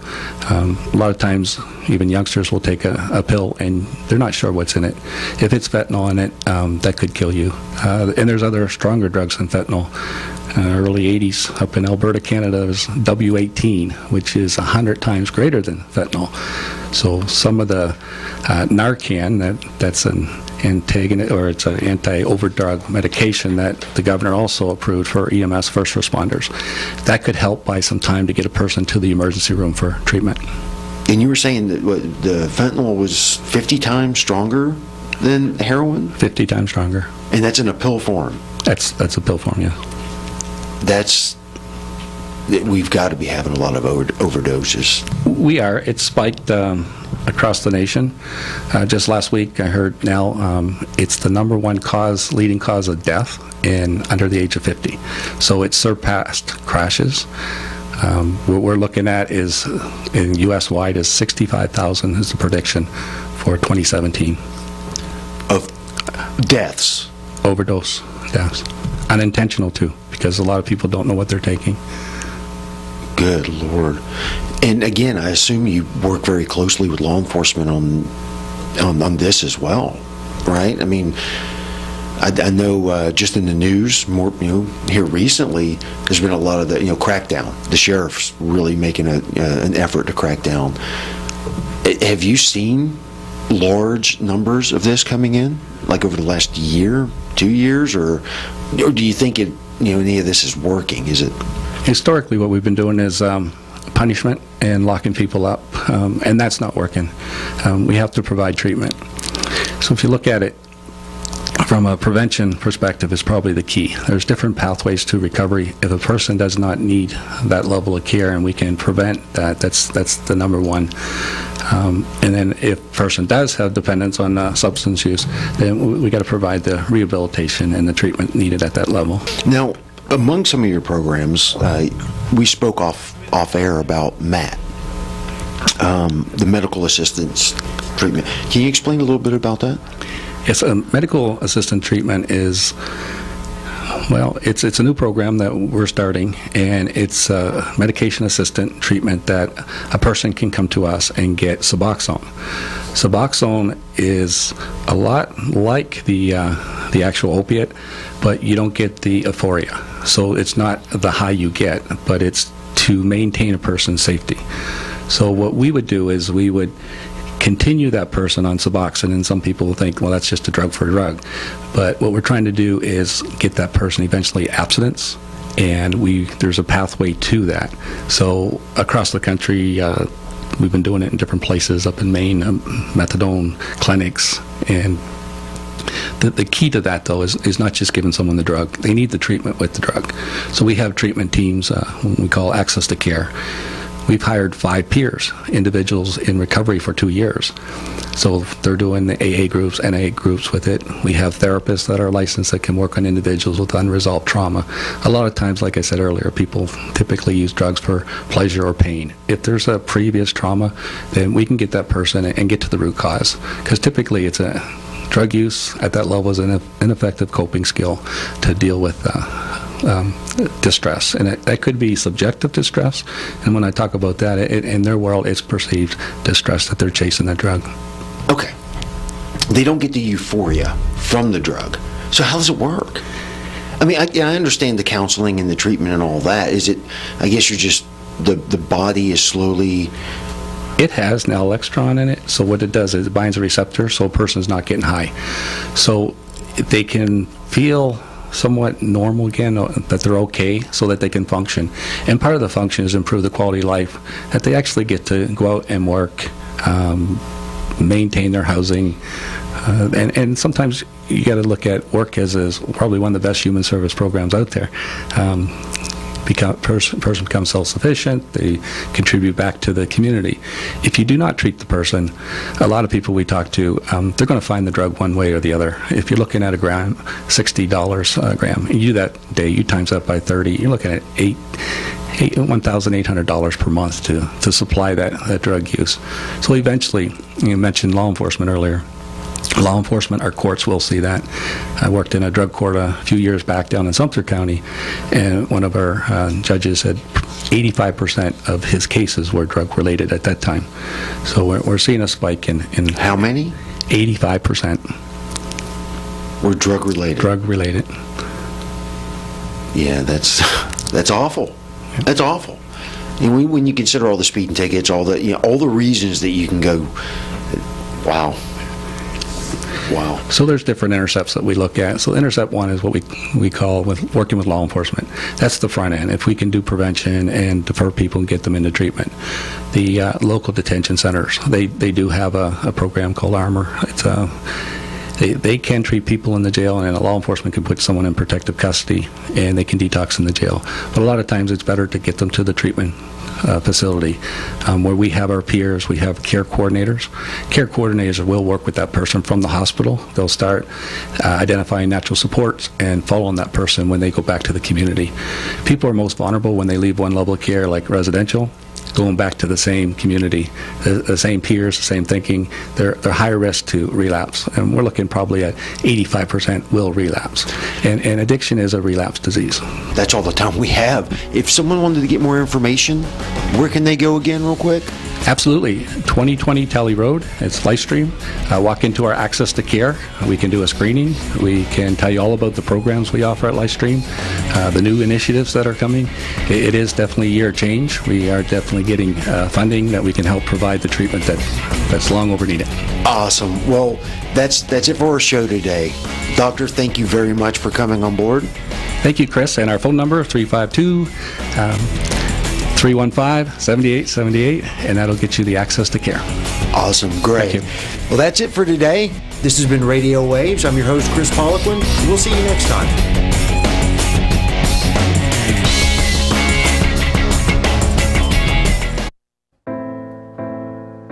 Life can hit you with the unexpected.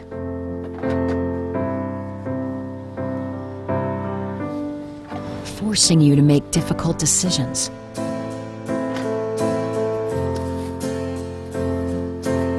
Leaving you feeling helpless.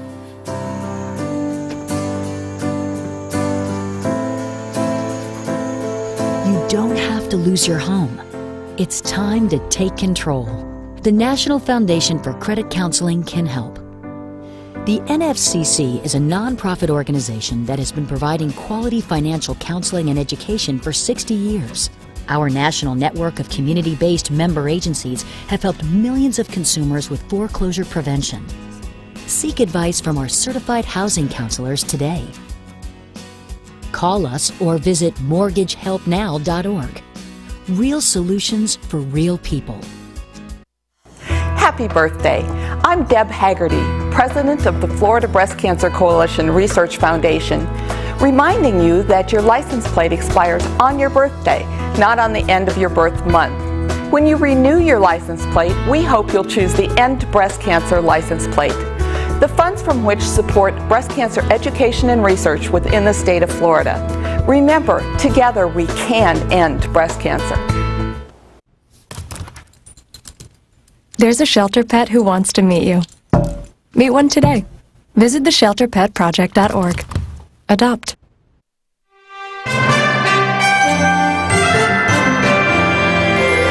For the Daily Commercial News in 90, I'm Lori Farfaglia. Florida Hospital Waterman in Tavares has announced a $70 million expansion which will more than double the size of the emergency department and will feature a 4-story patient tower dedicated to women's services, pediatrics, and future growth. The project should be completed in July 2019. Leesburg City Commissioners approved a contract to build a $2.6 million seaplane dock and taxi lane at Leesburg's International Airport. The Leesburg Airport taxi lane is an extension of Taxiway A and is adjacent to Runway 31 that extends into Lake Harris. A Department of Transportation grant will pay for about $920,000 of the cost. Mount Dora has its first city flag since being incorporated 107 years ago. The new flag was unveiled when the Mount Dora Police Department's color guard raised the flag in a Flag Day ceremony. The flag's designer is Laura Varich. Clermont's Victory Point project officially launched this week with a ceremonial groundbreaking. The groundbreaking was held between Lake Mineola Boat Ramp and the adjacent swampland. Victory Point is a regional stormwater facility to collect and treat runoff from rainstorms. The project is part of Clermont's master plan for downtown. Downtown is the heart of the city of Clermont. So you're going to see boardwalks, you're going to see an observation tower. We're actually having an event area that's actually going to be on the water that we're calling Triathlon Beach. Eustis will soon be shining brighter than ever. 254 new street lights have been added to areas that could use some extra lighting. The new lights will take about 12 weeks to install. For more local news, check out dailycommercial.com. That's this week's Daily Commercial News in 90 on LSTV. I'm Lori Farfaglia. You're watching LSTV, Lake-Sumter Television.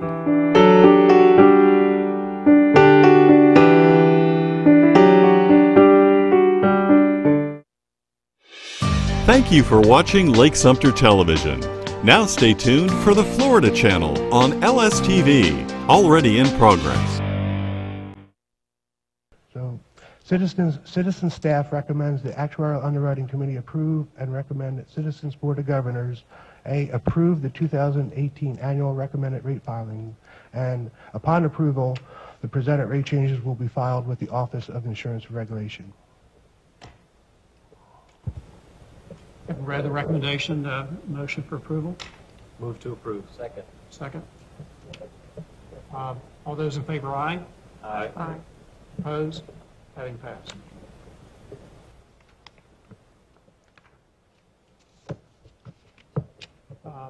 That completes our report. Great. Thank you, Jim. Is there any new business before the committee?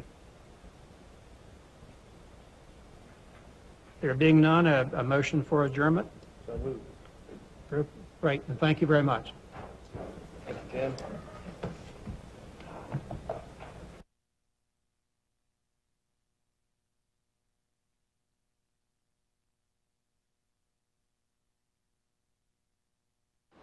You are watching the Florida Channel, connecting Florida.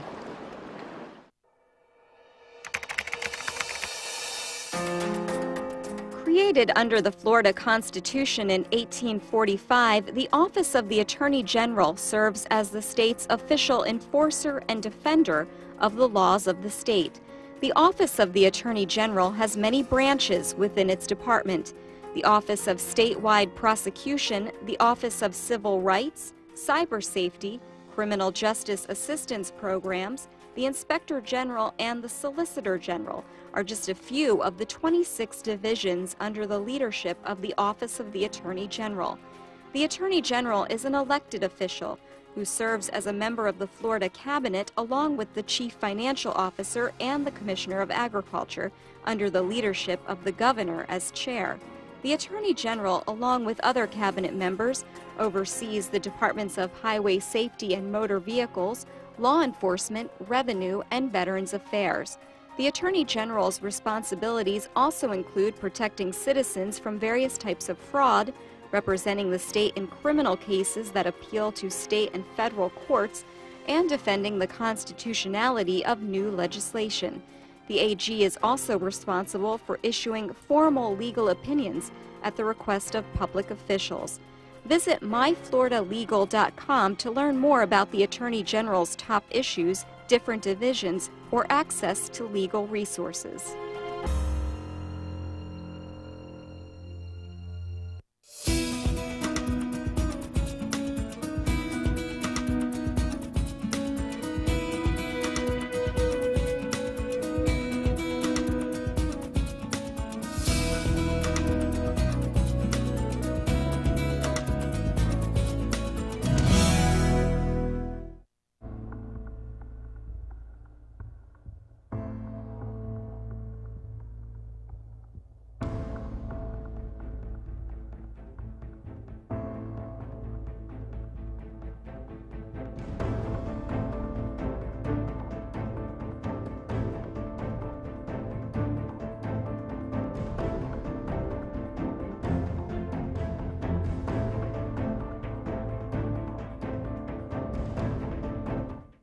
Chairman, you have a quorum.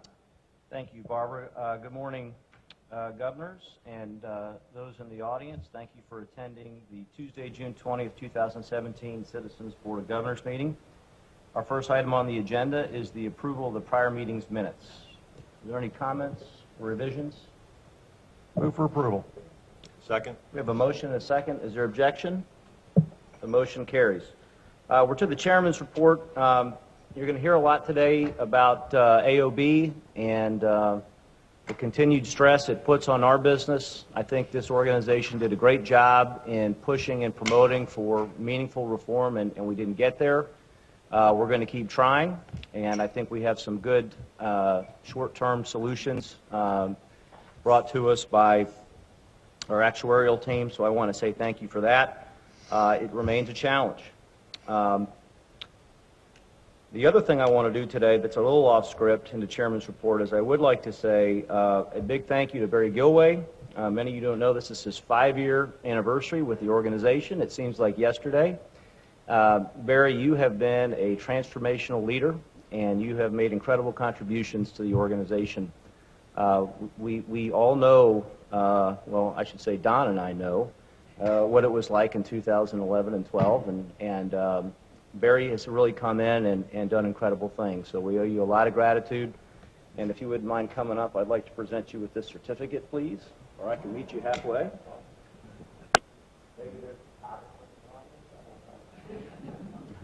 Someone with an iPhone.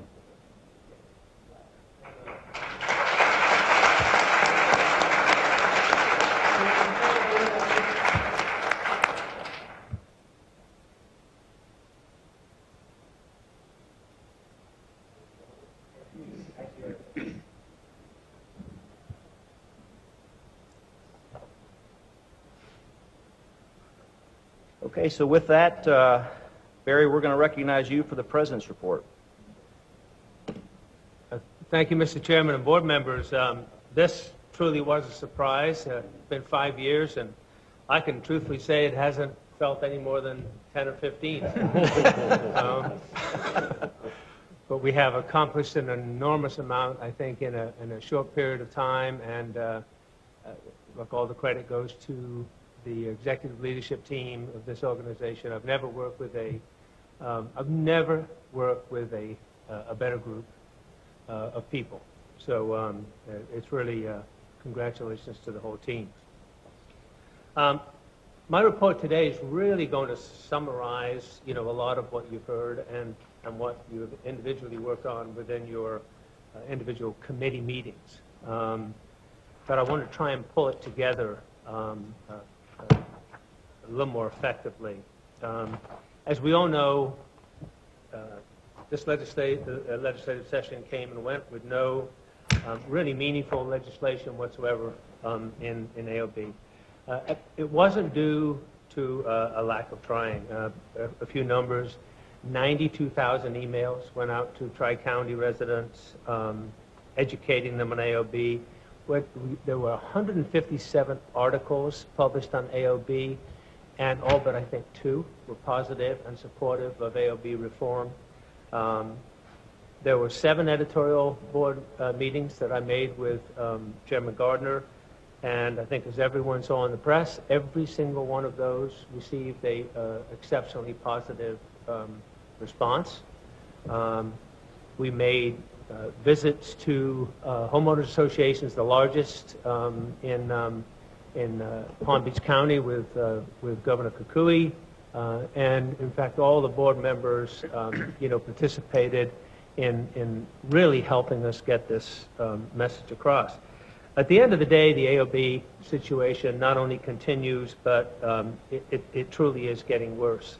I want to share a number for you from CaseGlide, which is really a composite by a private company for all of the litigation that occurs across the state. And they really are surprising numbers. It looks at the top 25 companies in the state and looks at the litigation that has been filed. So for the top 25 companies, in 2014, the average number of litigated cases was 335. In 2016, the average number of litigated cases was 931. And if you take a look at the outliers, the largest companies, I won't give you the name, but it's public record, they actually increased from 350 litigated cases in 14 to close to 3,000 at the end of 2016. So this issue continues, and it continues across the industry. And if this information tells us anything, it just simply validates it's not just a citizens' problem. In fact, it's an industry-wide problem.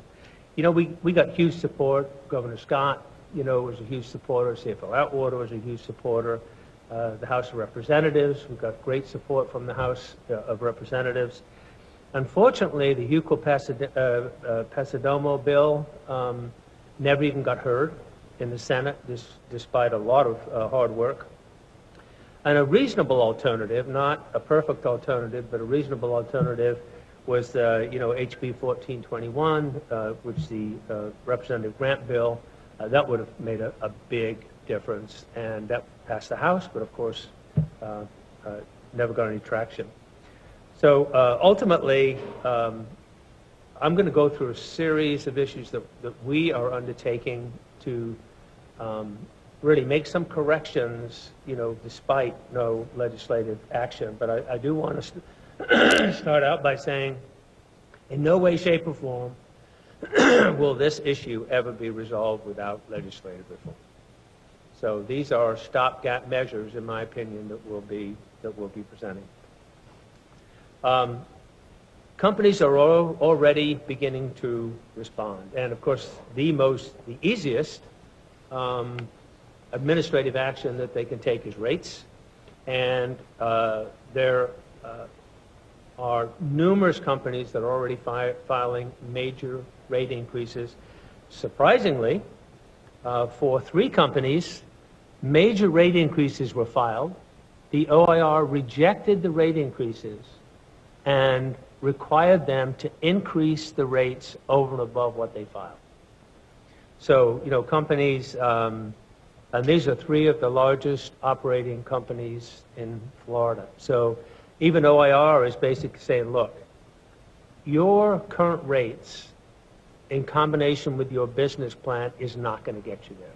It is not going to create a profitable environment for your company in the state. You need higher rates. And while these rates overall, the highest one I think was 16%, but the Tri-County component of that was well into the 20s. So the impact, in Tri-County will be significant. The industry results aren't showing it yet. The industry results are, I would call them, basically flat. You've got a industry capitalization was up by about 1.6%. Their combined was actually down by 3.6%. So marginal improvement quarter over quarter. Citizens, as Jennifer reported, Montero reported yesterday, similar, no real negatives within the numbers, but no major improvements basically that we can point to and say, hey, this is a trend. We're showing some positive numbers relative to litigation trends, but we have to be reminded that in 2015 there were 7,500 suits, which went up from 9,000 in 14, 9,000 plus in 14, to 7,000 in 15, to 10,000 in 16. So we're not overreacting to a minor trend. You know, we need some substantial evidence that there's real improvement before, you know, we react to it. Our combined ratio increased by about 4.3% to 72.9. Jennifer will go into those details. You know, what's happening on the book of business, I think, is interesting. To be frank, by this time, I would have expected Steve Bitar's call center operation to be working overtime with the amount of PLA business entering, because most major companies have clearly gone on record they're not writing business in the Tri-County area, or they're restricting business. We're not seeing that yet. We're seeing a slight increase in overall PLA, but there's a positive and a negative. And that is, for the PLA, the earned premium last year, it's a shift in the book of business. For the PLA, last year comprised about 44% of our book of business. By the end of 16, it was 51%, you know, of our book of business. The real change is in coastal and commercial. In the commercial account and in the coastal accounts, both those accounts, which of course are the historically profitable accounts, they decreased by 50%, so commercial literally dropped off by 50%.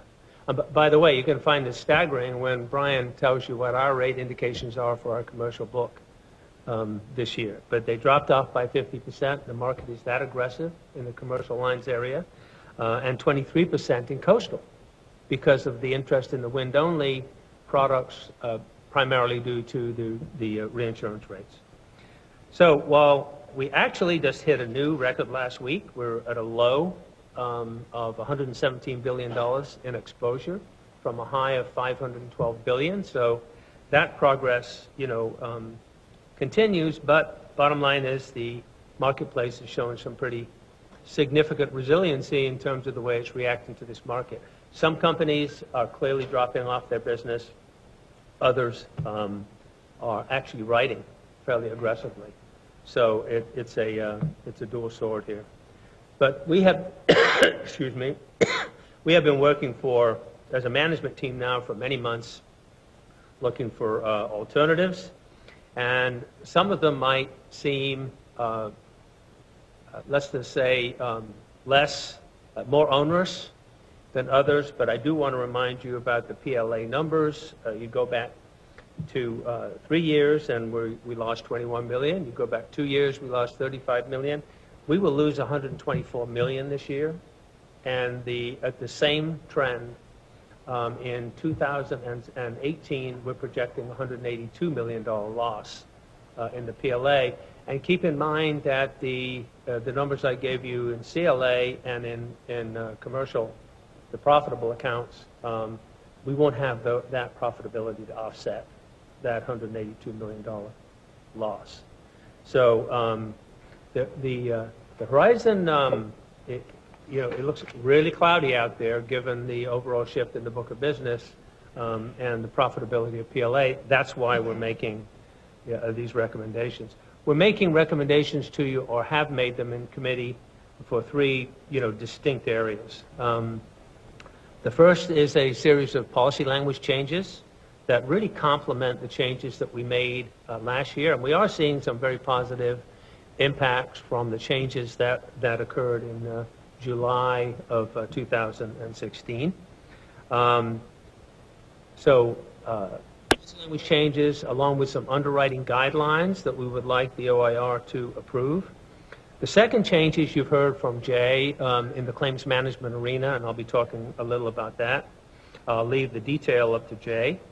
And finally, a a really comprehensive look at loss adjustment expense and the whole claims management process. You know, I think Jay Adams and his team are doing a fantastic job. Sometimes I don't know how they keep up with it. But at the end of the day, you know, you really have to stop and step back and look at your process front to back and say, you know, is there anything we can do to improve the overall process? And that's what we're doing with LAE. So while you'll get more detail on these, biggest change in policy language is the $10,000 non-weather water sublimit for HO3 and DP3 policies. So that's a $10,000 sublimit. Now, I think Governor Henderson, you mentioned this yesterday. There is an opportunity to do away with that sublimit if you work with us on the managed repair program. So it goes to your point. We are not taking this away. This is not, you know, a mandatory program. You get a $10,000 sublimit. You work with us on managed repair, and you know you can overcome that sublimit and get full limits. The second key area is something that seems was included basically in both of the major bills, and that's the duties after loss. It may seem ludicrous that it doesn't exist today, frankly, but we're putting in language that basically says if any third party, you know, elects to receive the benefits under the policy, then that third party, you know, is subject to the same duties after loss that the insured is. I mean, it's common sense, but that's not the way it is today. They're excluded from those duties. We're making some slight changes to underwriting eligibility to try and stop the issue of just simply one account, multiple losses, you know, without giving us the ability to do anything about it. So a change to underwriting eligibility to allow one non-weather water loss in 3 years or two non-weather in 5 years. Obviously, if we don't continue the standard form, then we would convert them to a form without specific water damage coverage. We are asking for an acknowledgement, which may sound simple. You know, this is an OIR decision. We want them to sign an acknowledgement that they understand these changes. And then we're really just using, we're upping the game. Steve Pitar and the underwriting organization really upping the game relative to the use of some of the industry loss reports that are becoming available, so we can go back in time and look at their water damage history, and then the expanding the inspection, use of inspections. Claims management, I won't spend a lot of time on this because Jay's going over it in detail, but really it's the implementation of the managed repair program effective July of this year for both HO3 and DP3 policies. The real key, and I think as Jay mentioned yesterday, Jay, Dan, and myself all talk with multiple companies directly in the management teams of multiple companies that were good enough to share what was working, what's not going to work. So we had the advantage, if you will, of competitive information when we formulated this program. It's been under, for that reason, by the way, it's been under consideration for some time now. It's a voluntary program. It's not a, quote, mandatory program. In order to go into, there's two aspects to the program. One is the water mitigation component. In the water mitigation component, and there's only one other company in the state that's really taken this approach that we're aware of, and that is, it's a service. So we're providing a service to the policyholder for water mitigation, and we're not applying the deductible on the policy. So that is a unique, why anyone would not want to use the water mitigation service when there's no cost and we're not applying the deductible. There's only one reason, frankly, that they wouldn't use it. And that's there are other circumstances that they're trying to build into the claims management process. I'm not quite sure how to say that. Then the second component really is the contracted managed repair. We have, as you know, we have a contract with Corporate Connection. They're the third-party administrator on this. We work with them on the assignment of contractors. Should the insured and the company elect to move forward with the managed repair program.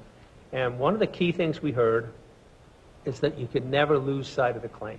So the key is managing the claim from day one. And Jay's got a whole process set up so that we'll be calling the customer on a weekly basis to make sure they're satisfied with the contractor, they're satisfied with the work that's being done, et cetera. So very, very strong management of the claim. The next area in claims is really, and I put here enhanced appraisal process. It's really not enhanced. It's really, we're utilizing the appraisal language within the contract more aggressively than we have in the past. And Jay has seen some real success, in this area. So that's a change basically in the overall claims adjustment process. And then finally, and I don't want to understate this because it's been pretty amazing, the results so far. This is the LAE analysis, loss adjustment analysis project. It's led by Kelly Booten, and as usual, she's doing a phenomenal job of garnering all of the resources, throughout the organization and moving this forward. We also have a component of this that's being handled independently by the internal audit organization, so they can run on a parallel track relative to the LAE program. But we've got underwriting, actuarial, finance, claims, IT, and of course internal audit involved in the initial analysis. Although this might sound like a very logical conclusion, it has been an issue that the trial bar has raised. What we did find early on in the process is that, this may sound as common sense, but frankly it was a question mark that was raised by the trial bar. The litigation costs are driven 100% by the number of litigated cases. It is not an increase in LAE costs per claim. And that was the first part of the study that was completed. A litigated case adds somewhere around $7,000 to $9,000 per claim in terms of litigated costs. And, the LAE costs of $7,000 to $9,000, and every litigated case adds $5,200, to the LAE component of the claim. So it's really a matter of these costs being driven by the numbers going in, to the system. But we're looking at every aspect of this, and John Fox in internal audit, working for Joe, is doing a parallel study, and we're really looking at the entire claims management process from the time it comes in the front door to all the decisions that are made, to any decision relative to triage, any decision made, as to, which ones we move forward to suit, which ones we settle. So we're really breaking down the whole process and taking a look at the process, extensively, and we're having it done by the internal audit organization, obviously working in conjunction with Jay. So, so what's my purpose in this whole presentation? And I will wrap it up, and I'm 5 minutes over Governor Clifford.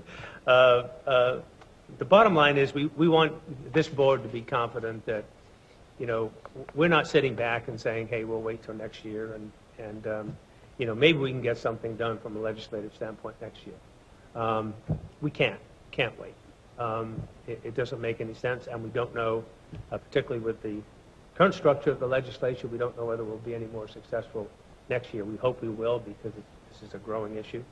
But we just want the board to know that we are leaving no stone unturned relative to looking at options to mitigate, as many of these issues as we possibly can.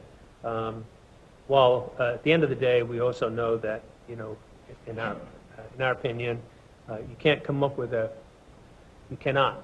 a total solution to this unless we address the one-way attorney fee issue, through legislative change.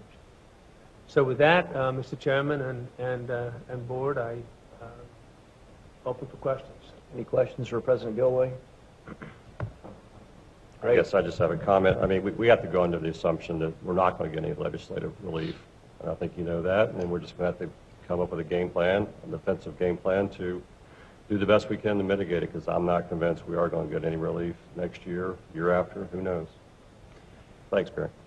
Thank you. Great, thanks, Barry. Next on the agenda is the CFO report, and as a matter of housekeeping, the Chief Risk Officer function has been bifurcated, so Jennifer now owns some of that, and Steve Bitar now owns some of that. So Jennifer will give her report.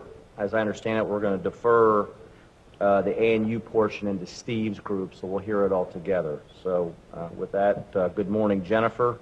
We had a FIC meeting yesterday, and just a couple of quick items. I want to thank the board for their support on the reinsurance program. You know, I do think as we look at our balance sheet, we are in the business of protecting our assets now. We've accumulated quite a bit of surplus. I was pleased when Kapil Bhatia told us we could expect an additional $15 to $20 million of investment income on our portfolio, which is 25% of the reinsurance tab. So those are big numbers, and high tides float all boats. So we look forward to better news from our investment portfolio with the prospect of higher rates. So with that, I'm going to recognize Jennifer, and you can begin the CFO's report. Thank you, Mr. Chairman. Good morning, governors. Behind tab 4 of your board book, you'll find some updated layer charts, and I'll go through the final placement with you.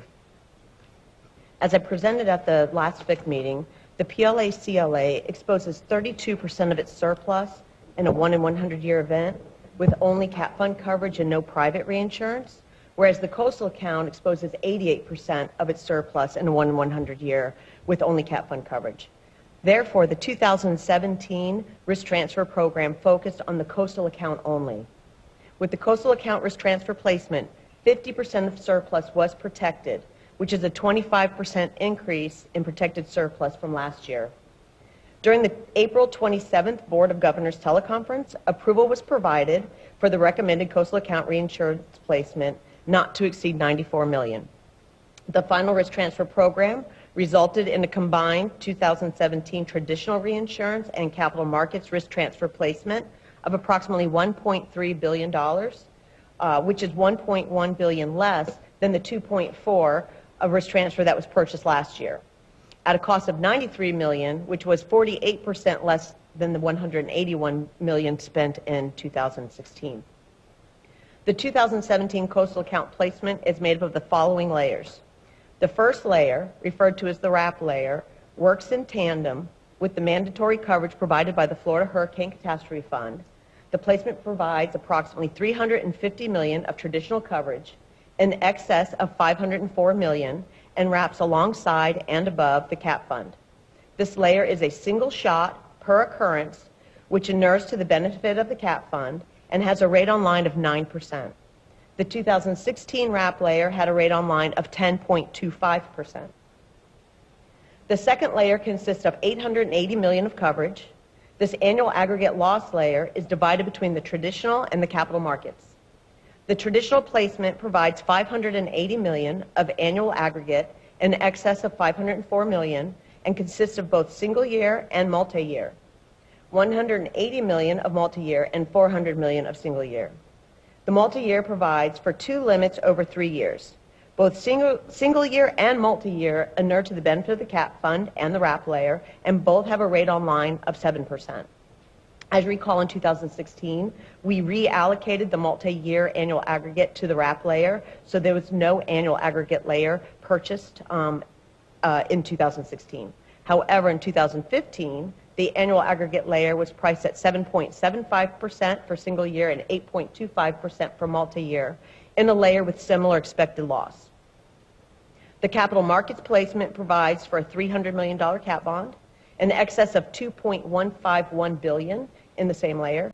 The cat bond is a 3-year annual aggregate bond and does not inure to the benefit of any layers. The rate on line was 5%. Additionally, we placed $100 million of commercial non-residential traditional coverage in excess of $406 million. This layer is a single shot per occurrence with a rate on line of 5%. The CNR layer had a rate on line of 6% in 2016. The risk transfer program accomplishes all of the goals set forth in our reinsurance strategy. It eliminates the potential of an assessment in a 1-in-100-year event that was accomplished in 2015. It protects surplus, uses aggregate coverage to address multiple storms, protects the commercial non-residential business, which has no cap fund coverage, uses multi-year coverage when available, and optimizes the use of both the traditional and the capital markets. And I will pause for any questions. Members, any questions for Jennifer? I think, Chairman, in your comments, and again, the staff on the reinsurance program, and we've had the privilege of seeing this pull together. Historically, the price we're paying for reinsurance is such a low mark compared to history. It's also a situation where if we buy reinsurance and we don't have a storm, you know, say, well, gee, why did we do it? And if we don't buy it, we'll say, why didn't we buy more? So I think you've done a great job of maybe taking all those factors into consideration, realizing that the market is very attractive. The rates we're paying now is substantially below history, probably in the range of half to maybe a third of what they are over a 20-25-year period. So I think you've exercised very good discipline to buy what all good advice would say is the right amount to protect surplus, Mr. Chairman, as you pointed out, so it's a lot of money. It's kind of hard to see it go out the door, but we cannot leave the company unprotected. And again, thanks for all the good work on coming up with the program and the time and effort to buy what we believe is the appropriate amount. Thank you. To your point, in 2011, the rate on line was more than 21% rate on line for the total program, and now we're just at 7% rate on line for our total program. So in today's program would run about $270 million of 2011 pricing, and we're doing it for $90 million, so it's about a third, so very attractive. Great job. Any other questions or comments for Jennifer? Okay, we're going to go into the financial summary and statement of operations. Thank you. So behind the next tab is financial position, the summary of financial position and operations in the first quarter financial report. As I mentioned at the audit committee yesterday, these documents have a different feel than our past reports. We feel they mark an improvement in providing relevant information on the company's financial position and results of operations. We expect to continue building out our financial reporting process by leveraging our new ERP system and its improved reporting capabilities. So in summary, through the first quarter of 2017, the personal lines account comprised of 41% of consolidated net earned premium, in contrast to 44% through the first quarter of 2016. Due to concentration of HO3 policies, particularly those that have a much higher tendency to produce litigated water claims, and the absence of wind-only policies, underwriting margins in the personal lines account are much more compressed than in the commercial lines account. Through the first quarter of 2017, the personal lines account earned 4 cents of underwriting income per dollar of net earned premium, sharply lower than the commercial lines account of 71 cents and the coastal account of 52 cents. As business in the commercial lines account and the coastal lines account continue to decline, we expect our consolidated operating margins to be more heavily influenced by the personal lines account. Through the first quarter of 2017, premiums written in the personal account have increased 3%, whereas premiums written in the commercial lines account and the coastal lines account have decreased 50% and 23% respectively as compared to the first quarter of 2016. Relative to year-end 2016 and on a direct basis, loss and LAE activity has shown marginal improvement. On a direct basis, the consolidated loss ratio declined from 35.1% to 30% from year-end 2016 through the first quarter of 2017. Likewise, the consolidated LAE ratio declined from 17% to 14% over the same period. Contributing to the declines in loss and LAE ratios were the absence of hurricane losses during the current period, which added approximately 3.4% to the 2016 loss ratio, and no adverse development on litigated non-weather water claims from prior accident years, which added approximately 5% to the 2016 loss ratio. indicating no improvement or further atrophy with non-weather water claims and reflecting the continuation of reserve strengthening at year-end 2016. During the first quarter of 2017, citizens experienced immaterial adverse loss development related to sinkhole claims that was generally offset by immaterial favorable development on LAE, also related to sinkhole claims. Although the non-weather water predate the first quarter of 2016, the increase in litigated rates and associated costs did not fully materialize in development until the third quarter of 2016, at which point reserves were adjusted upwards to account for an expected litigation rate of roughly 50% on all non-sinkhole claims in the personal lines account. This litigation rate is expected to persist on policies written through the first quarter of 2017. The decrease in consolidated net written premium of roughly 8% approximates the decline in the administrative expenses of 8%, which in turn led to a negligible change in the expense ratio. At March 31st, 2017, Citizens' capital position remained strong in advance of the 2017 hurricane season with consolidated surplus of approximately $7.48 billion. And I'll pause now for any questions. If there's any questions for Jennifer? None. So the next section, you have the audited financials, which I'm sure Governor Kukui will go over. The auditors, external auditors, Dixon Hughes Goodman, were here yesterday and went over the audit report. The audited financials are in the book copies. There's also bound copies that Barbara has in case anybody wants to take them with them. There were no changes from the December financials, the unaudited that were presented in March, to the audited financials. But I'll pause for any questions on those. Any questions? Juan, do you have any comments, or you want to save it for your report?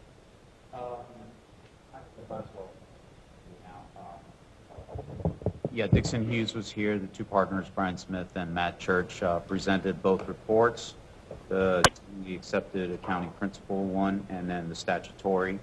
As Jennifer mentioned, they were both unqualified, clean opinions, which we expected nothing less. In terms of the report to the audit committee, the auditors reported that there were no material weaknesses in internal control, there were no significant deficiencies, there were no unrecorded adjustments that were recommended by the auditors, and that there were no disagreements with management. In fact, later on they complimented staff's preparation. In fact, they made a comment that they've never seen anybody as prepared, so compliments to Jennifer and her staff for performing, the audit on a timely basis in an efficient method. So that's about it on the audit report. There were no management letter comments and no compliance items as well. And I'd like to personally thank Matt Jarrell, who's our assistant controller who oversees that audit, and Andrew Woodward, who is our controller. They're both in charge of that process. Right, well, good job. Thank you, Jennifer. Thank you. Next up is our Chief Underwriting and Agency Services report. As Steve Matar makes his way up, we're going to start with the Market Accountability Advisory Committee report with Dave Newell. So good morning, Dave.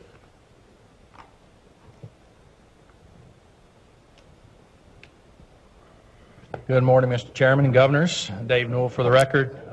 Certainly had a MAC committee meeting yesterday and went over several items, and we'll just highlight a few of them for you this morning.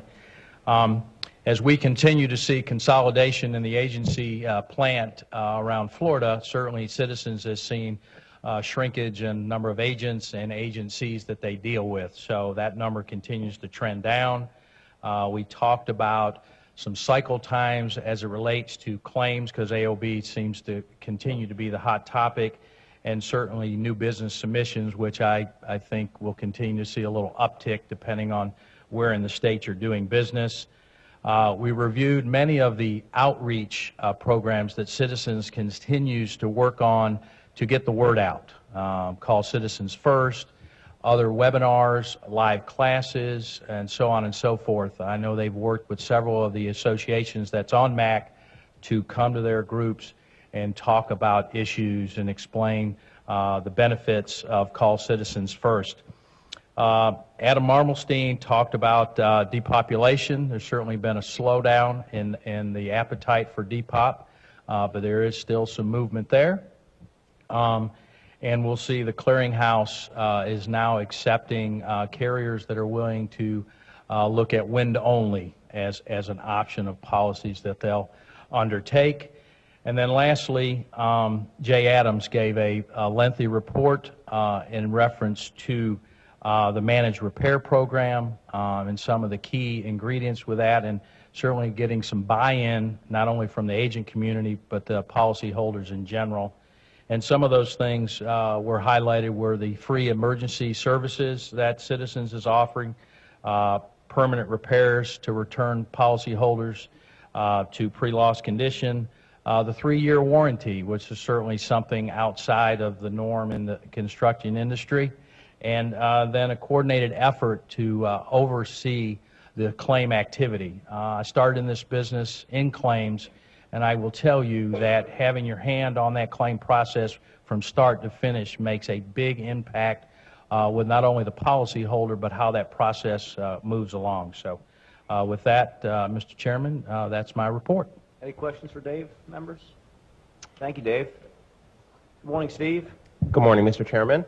I believe we are going to first have a couple of comments from Chairman Henderson regarding our actuarial and underwriting meeting yesterday. Great. Yeah, thank you, Steve, and for your good work on the committee and the changes. Staff recommended a host of product language changes, most notably were those targeted addressing the organization's deteriorating results related to the non-weather water claims. These changes are supported by the A&U committee and will be reviewed by Steve momentarily for your presentation and vote. But these changes, you know, are no magic elixir.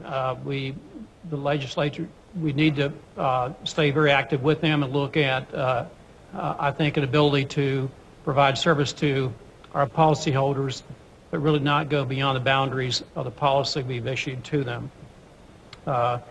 Staff is also recommending the 2018 rate changes, and we're support, and there's a public commentary by Steve Russ.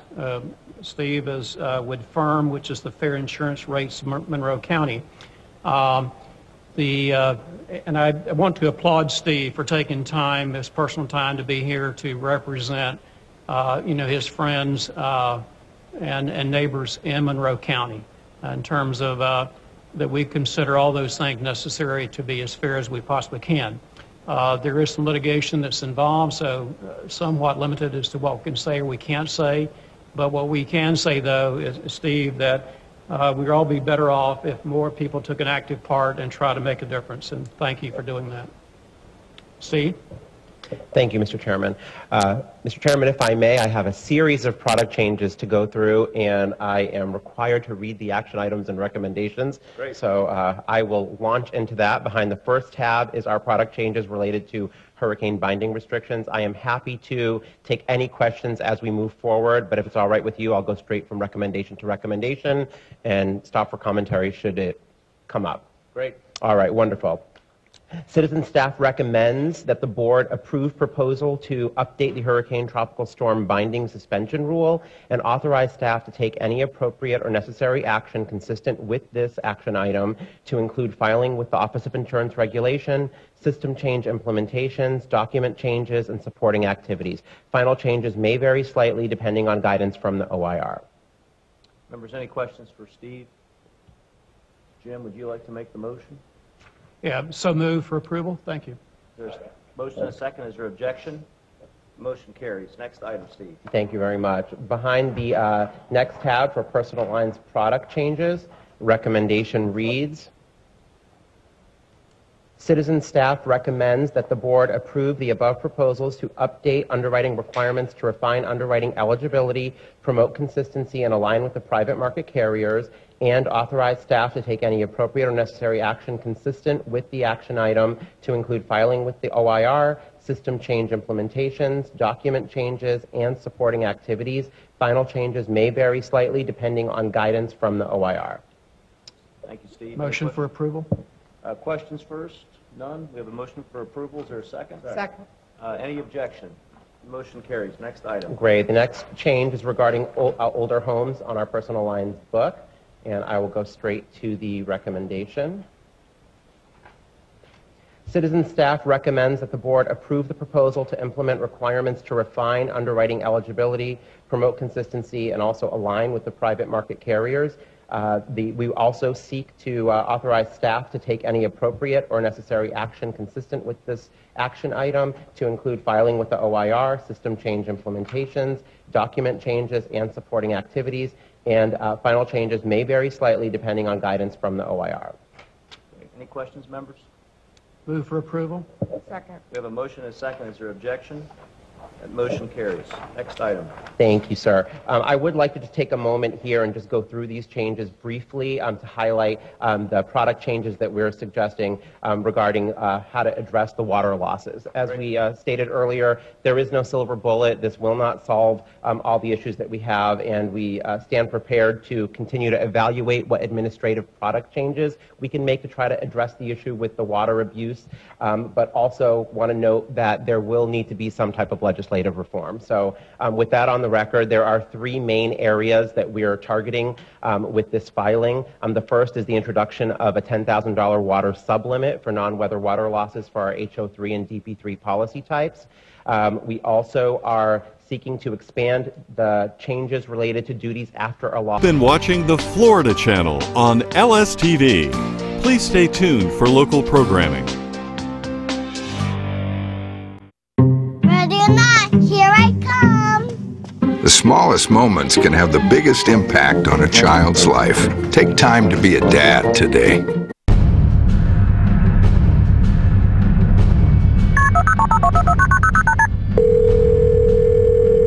There's smoke everywhere in one of the apartments. Maintenance is on site right now. We have the key. The door is open. There's just a lot of smoke right now. Alarms going off. Okay, tell me exactly what happened. Honestly, we ought to hear a smoke alarm. I went to investigate. I knocked on the door. Nobody answered. I called my supervisor. He came in with the apartment key. We opened the door. There's smoke everywhere. So I want to say something is burning.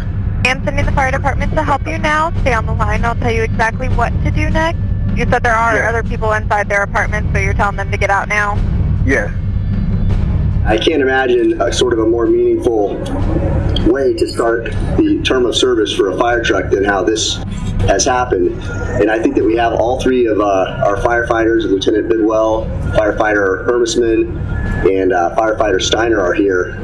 And if you don't know the story, this past week, they were on their way, I think, to Leesburg to get one of the decals for the new truck when they took that call in Leesburg with the apartment fire. And they were able to rescue a 3-year-old boy, I think, and a 13-year-old girl. And I want to commend our firefighters here, in particular those three that had to do with what happened this week. And I can't imagine a better way to kick this off. Thank you.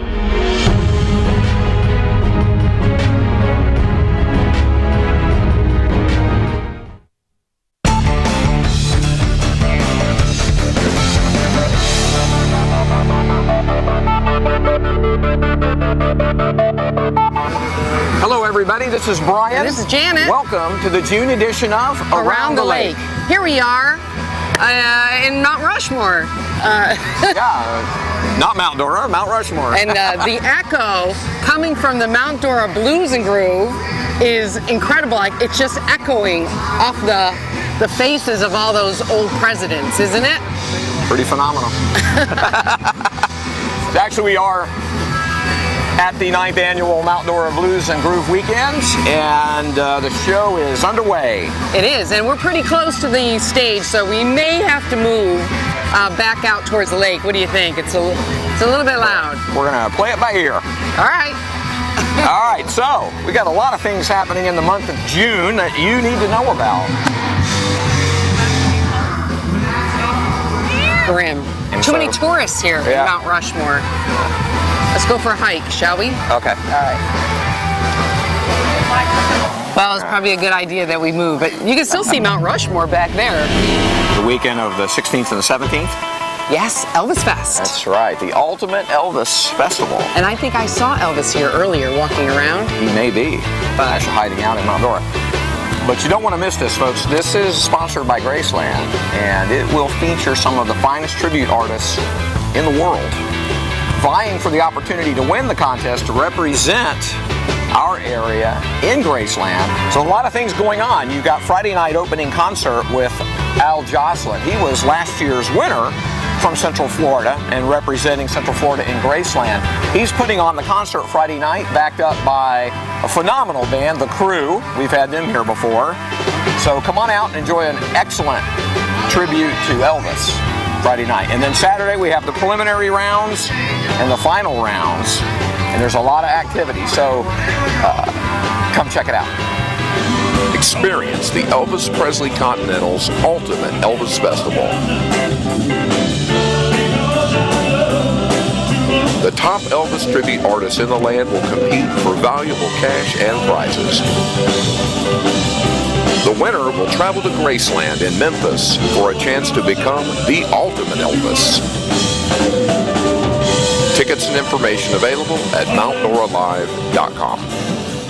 And a new thing that's been happening and catching on is the little intimate concerts at the Modernism Museum. Frida Kahlo, the Mexican artist. It's a workshop and a dinner, a discussion about how she influences different people, surrealism, and then Lady Gaga. Okay, and then pianist Mike Davis will be playing on the Caligari piano. So you can get tickets for that. Not the same night, though. Those are separate events. Yeah. Lunch and learn, or dinner and learn. Then the piano concert. Okay. On the Caligari. Separate night.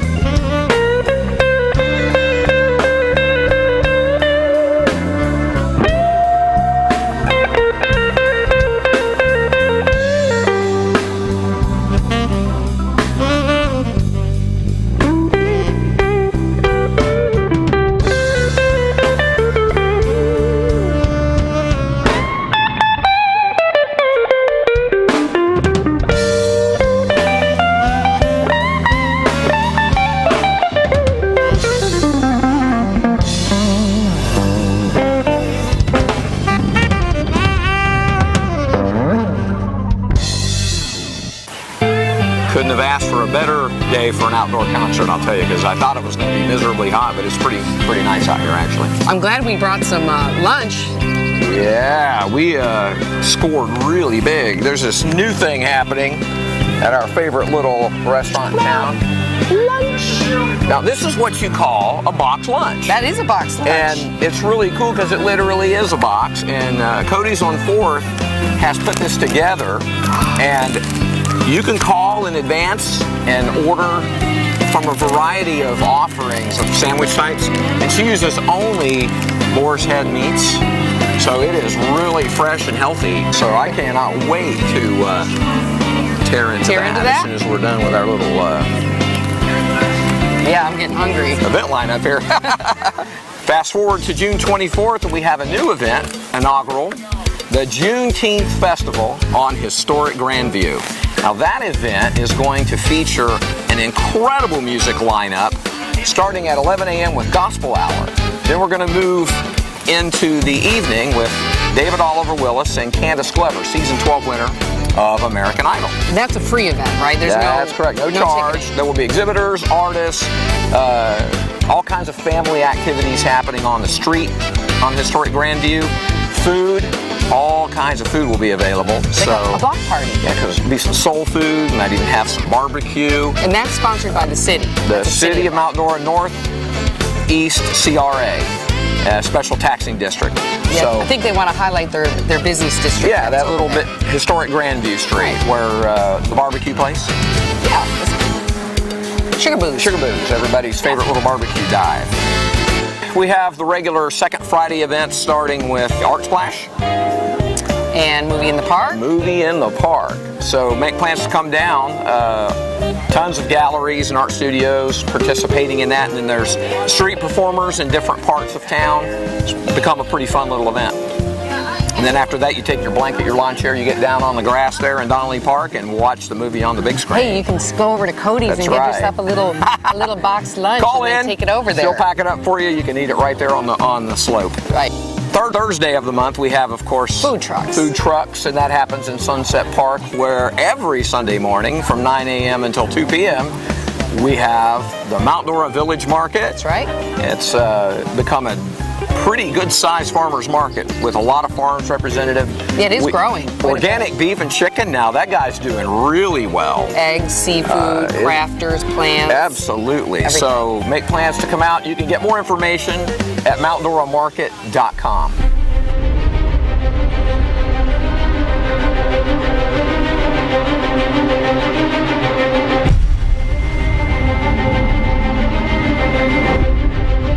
Community Building has a couple of great events in July that you don't want to miss. First one, of course, Poco. Poco from middle school, I remember that. Yeah, Radio. Crazy Love, Rusty Young. You got to see this, folks, right here. Everybody remembers that song. And I think it's going to be the debut of the brand new state-of-the-art sound system. Ooh. Looking very much forward to that. Tonight I'm gonna break away. I love being in Poco, and it's going to be 50 years pretty soon. I love the band that I play in. The only reason I still do this and still play in Poco is because I'm playing with great players.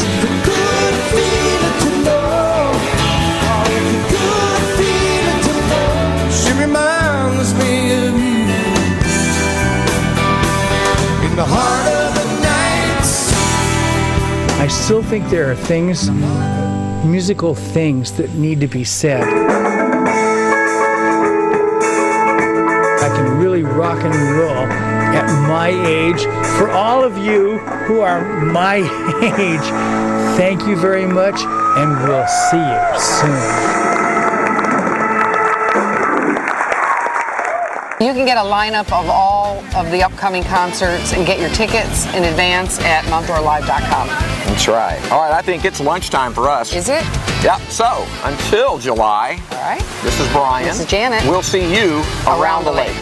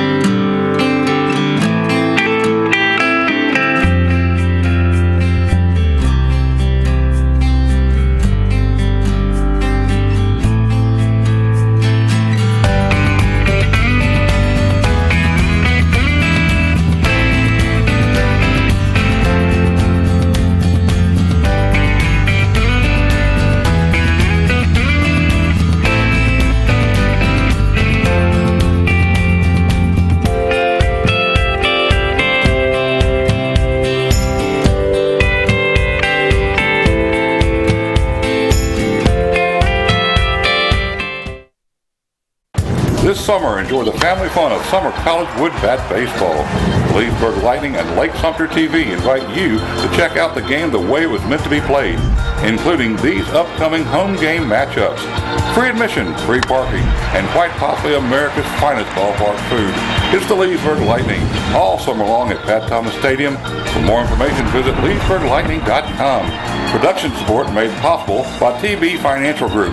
We listen, we care. Don't miss the largest fireworks display in Lake County at the City of Leesburg's 4th of July celebration at Venetian Gardens. The fun all starts at 6 p.m. with a free Leesburg Lightning baseball game and a free concert by Mystic Dino. There's free jump houses, inflatable slides, and more presented by the Leesburg Parks and Recreation Department. There's even free face painting and a photo booth provided by Leesburg Regional Medical Center. Plus, free swimming, a boat tailgate party, and festy foods available. It all leads up to a spectacular fireworks display. Don't miss the fun July 4th at Venetian Gardens.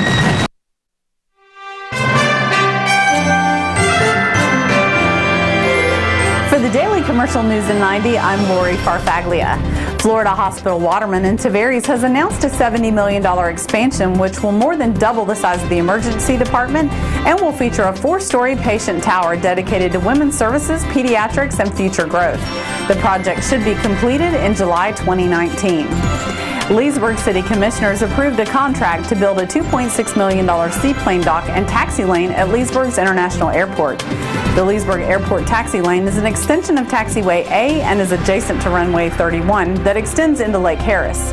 A Department of Transportation grant will pay for about $920,000 of the cost. Mount Dora has its first city flag since being incorporated 107 years ago. The new flag was unveiled when the Mount Dora Police Department's color guard raised the flag in a Flag Day ceremony.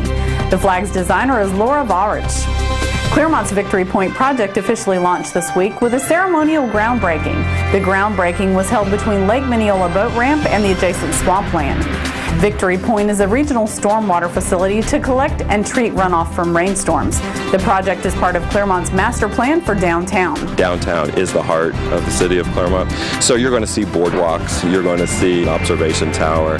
We're actually having an event area that's actually going to be on the water that we're calling Triathlon Beach. Eustis will soon be shining brighter than ever. 254 new streetlights have been added to areas that could use some extra lighting. The new lights will take about 12 weeks to install. For more local news, check out dailycommercial.com. That's this week's Daily Commercial News in 90 on LSTV. I'm Lori Farfaglia. The Lake County Board of County Commissioners has spent the year dedicated to diligently planning a prosperous future with proven results, from building partnerships toward a stronger economy to promoting and protecting the county's ecotourism treasures. The Commission has again lowered taxes, rolling back the millage rate, while supporting the passage of the penny sales tax. We focused on improving infrastructure, welcomed new and growing private sector businesses, enhanced our public safety, and elevated our unique quality of life. On behalf of the board, it is now my honor as chairman to share with you Lake County's most exciting and notable accomplishments of fiscal year 2016. Lake County is the picture of the true Florida lifestyle, complete with charm, hospitality, and a pro-business environment. From regional parks to major roadway connectors, we work to build a community that appeals to families, visitors, and entrepreneurs. Lake County's leadership, under the direction of County Manager David Heath, is enthusiastic about leaving a legacy of stability and prosperity for future generations.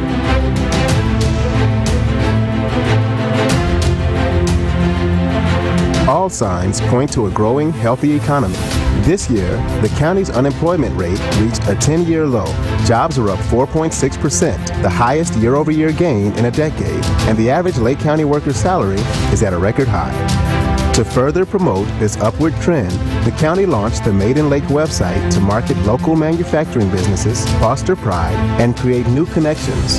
The site was unveiled during the Manufacturing Summit, hosted with the goal of giving manufacturers a greater understanding of the resources available to help them prosper. With manufacturing as one of Lake's top niche markets, county leaders were thrilled when the state's budget included $2.8 million for the completion of the Center for Advanced Manufacturing at Lake Technical College. The center will provide workforce training in computerized machining, welding, and fabrication, and will be one of the premier facilities in Central Florida. Providing a major transportation corridor connecting to the new Mineola interchange on Florida's Turnpike, the North Hancock Road Extension is a vital economic development project for Central Florida. Future development adjacent to the interchange has the potential to create 7,400 direct and indirect jobs and over $1 billion of economic impact for the region. To continue building economic development partnerships in the region, Lake County Chairman Sean Parks hosted Orlando Mayor Buddy Dyer for a Lake County tour showing city leaders why Lake County is the other half of Orlando and ripe for future business expansion in the region. Lake County's tourism industry celebrated a record-breaking year, with total revenues for 2016 projected to surpass $2.7 million for the first time ever. The hit show, How to Do Florida, which highlights outdoor activities across the state, returned to Lake County for a third visit, this time focusing on South Lake area adventures and attractions. Featuring 1,400 named lakes and 7 of the top 11 lakes for number and size of bass fish in Florida, Lake County is the place to catch trophy fish. To help anglers do just that, Lake County launched LakeBigBass.com, a one-stop shop for fishing enthusiasts visiting the area. 2 major fishing tournaments descended on the county's plentiful lakes this year. The 3rd annual Harris Chain Big Bass Tour brought in over 600 participants.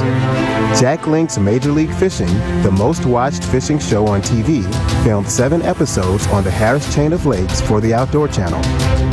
The Wings and Wildflowers Festival continues to highlight Lake County as Florida's premier birding destination. Last year's festival offered more than 100 trips and educational programs, attracting a record 5,000 visitors to all corners of Lake County. The festival took home 2 first-place Sensational Awards during the Florida Festivals and Events Association Convention and Trade Show in Orlando earlier this year. It's easy to show off Lake County, nature's paradise, with over 3,800 acres of active and passive parkland. Walkers, joggers, and cyclists are treated to 45 miles of recreational trails, while paddlers and kayakers meander down our 9 Blueway trails. This year, Lake County partnered with the St. Johns River Water Management District to construct a trail joining the Green Mountain Scenic Overlook and Trailhead with the Lake Apopka Loop Trail. With this completion, the Loop Trail encompasses 18 miles of pristine natural terrain and offers expanded ecotourism opportunities. One of the best places to take in the sights and sounds of nature is at the county's new Wildlife Watch Post at Pear Park, a camouflage steel structure ideal for bird and butterfly watching. At East Lake Community Park, the sounds of children's laughter permeates the air as more than 500 local children take to the fields each week to learn sportsmanship and form friendships. Commissioners fast-track lighting the park's multi-purpose fields just in time for the Lake County Soccer Club's 2016 season. Many years in the making, the Miracle League of South Lake County kicked off its spring season at their new home base, the Miracle Field of Lake County at Lake Idamere Park. The field features a cushioned synthetic surface that accommodates wheelchairs, walkers, and crutches, and allows people with disabilities to play baseball and traverse the track. The board understands the important role of parks, trails, and libraries within our tight-knit communities and is proud to continually support these investments. As part of the 2016 inaugural graduating class, 7 Lake County students earned accredited high school diplomas through the Lake County Library System's new Career Online High School program. The county awarded 78 total scholarships this year, funded by the Florida Department of State, allowing students to earn a high school diploma as opposed to a GED. Lake County is on the path of establishing a more accessible community with a reinforced commitment to the Safe Access to Schools initiative and the county-wide sidewalk program. This year's projects, funded by the penny sales tax, included County Road 468 near Rhymes Early Learning Center in Leesburg, County Road 466A near Fruitland Park Elementary School, and Grassy Lake Road near Mineola Charter School. The board also worked with the Lake County Water Authority on the Wolf Branch Drainage Project, providing for the capture and treatment of water runoff in the Wekiva Springs Protection Area. The environmental project seeks to improve water quality before it discharges into the Wolf Branch Creek. Due to the onset of Zika, Lake County has taken an aggressive approach to mosquito control, including purchasing a thermal fogger, backpack sprayers, and a chill table, which allows staff to collect adult mosquitoes and send them to the lab for testing while keeping them cold. This year, Lake County also became a model for other counties because of its innovative bear-resistant trash card program, approving an ordinance for bear-resistant carts and requiring they be properly secured. Bear-resistant dumpsters were also installed at 2 convenience centers, available to citizens 24 hours a day. Lake County continues to make the safety of its citizens and first responders a priority. To meet the increased needs of a growing population, Lake County Fire Rescue is enhancing its operations to ensure the highest level of performance and safety precautions are in place. The division's successes were recognized this year when Lake County received an improved Insurance Services Office rating due to a decade of improvements, including opening new fire stations, adding personnel, integrating a new radio system, and launching the county's interlocal service boundary agreements with automatic aid for fire. To further this momentum, Fire Rescue was awarded the Department of Homeland Security's SAFER Grant. The $1.7 million grant will go toward hiring 15 new firefighters to help increase the staffing at existing stations and open a new one. These changes are expected to improve response times. Lake County and the City of Clermont made history when opening the first jointly operated fire station in the county in September. Station 90-104 is strategically located near State Road 50 and Florida's Turnpike. Built with land donated by Sininger Irrigation and shared resources between the county and city, both agencies are able to save taxpayer dollars while offering a higher level of service to citizens. Additionally, 6 Lake County Fire Rescue stations were outfitted with brand new LifePak 15 monitor defibrillator units, considered the top of the line in care for advanced life support services. Lake County Fire Rescue showcased their bravery on a world stage when their efforts went viral during the Royal Trails fire. Firefighters saved not only 7 homes, but also a baby bear nicknamed Smokey Jr. In response to Hurricane Matthew, Lake County activated its Emergency Communications and Operations Center to a Level 1 and opened emergency shelters for the first time in 12 years. Nearly 100 stakeholders gathered in the EOC using new workstation consoles with integrated power, data, and telecom to quickly and efficiently respond to the needs of the community during the storm. Lake County was also able to put its new emergency notification system into play just weeks after it went online, using Alert Lake to get emergency weather notifications about Hurricane Matthew to residents.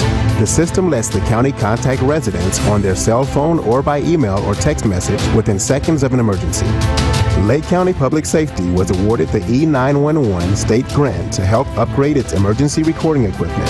The new system operates under technology that in the future will include text, image, and video capabilities, and support for American Sign Language users. Lake Express, Lake County's fixed route public transit service, created 2 new routes along State Route 50 in South Lake and Split Route 1 to help provide a more timely service for patrons. Lake County Transit also installed an additional 10 shelters and 20 bus stops with benches throughout the county. The Lake County Water Safety Team received the National Water Safety Congress Award of Merit presented at the International Boating and Water Safety Summit in San Diego. The award recognizes outstanding teamwork by agencies facilitating water safety and drowning prevention. Lake County was honored with 5 National Association of Counties Annual Achievement Awards for its implementation of innovative programs that modernize county government and increase service to residents. The programs include the automatic aid agreements for fire rescue, customer-friendly web enhancements for the property appraiser's website, Keep Lake Beautiful, and the board's new agenda process, and the Parks and Trails mobile data collector. Lake County also again accepted the Government Finance Officers Association's Distinguished Budget Presentation Award for its 2016 annual budget and proudly hosted 20 budget workshops this year.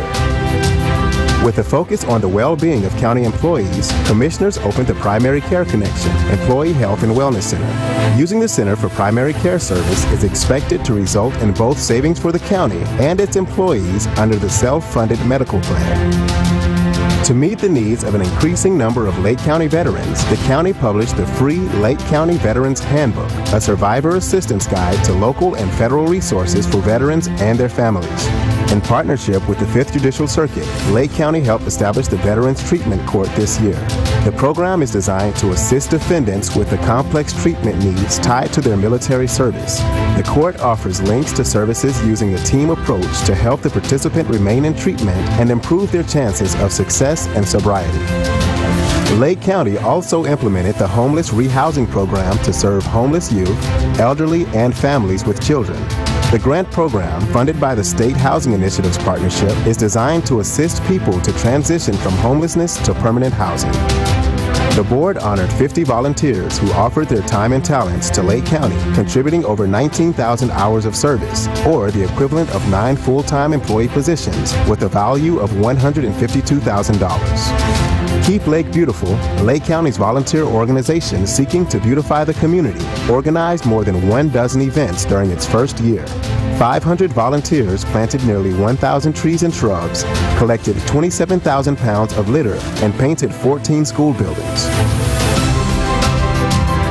The Lake County Board of County Commissioners is investing today to ensure a prosperous future for its residents, visitors, and business owners. From affirming a commitment to public safety to providing an unsurpassed quality of life for residents and its growing commercial industries, Lake County leaders will leave a legacy that will endure for generations.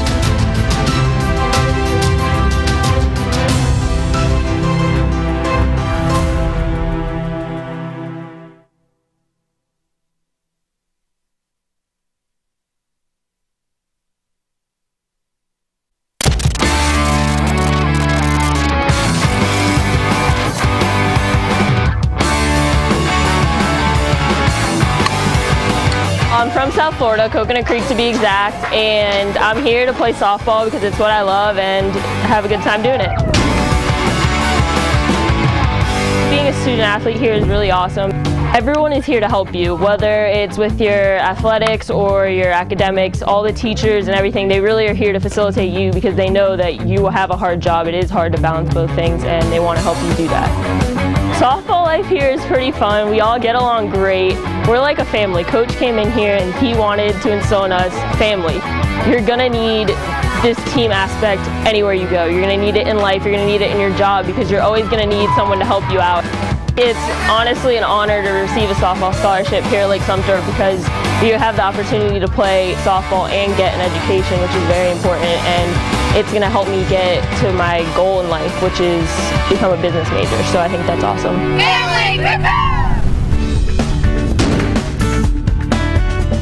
My experience has been really great, you know, from start to finish. I don't really have a complaint. I had a lot of support all the way through and on many different levels, academic, athletic. I think it's more of a privilege being a student athlete. My plans after I leave Lake-Sumter is to go on and play baseball at another 4-year school. I definitely feel like Lake-Sumter set me up to be able to move on to the next level athletically and academically. Getting a scholarship was the thing that really opened the door. I wouldn't have really considered it if I didn't have scholarship. It was very important. The facilities here are as good as it gets for junior college. You know, we have the field, we have the weight room, we have a locker room, we have a training room. I mean, you name it, the classrooms are first rate. The coaches are great, everyone's very supportive. I would definitely recommend it, you know, especially someone who really values athletics, academics, and character development on many different levels.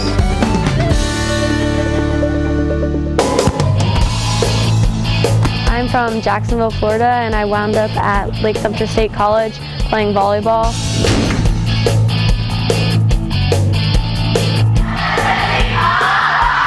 Coming to school here and playing volleyball has been a great experience for me. I love all my professors and my classmates are really great and really helpful if I need help.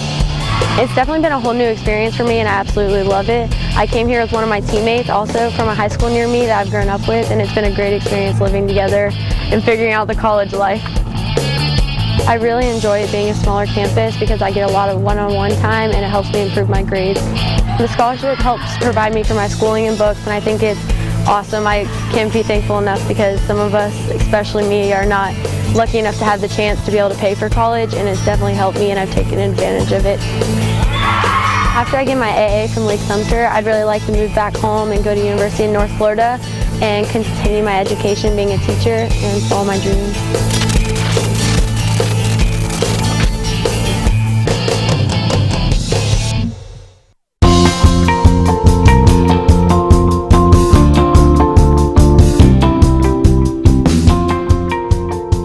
Counselors' roles are really important. They make sure that you get things done.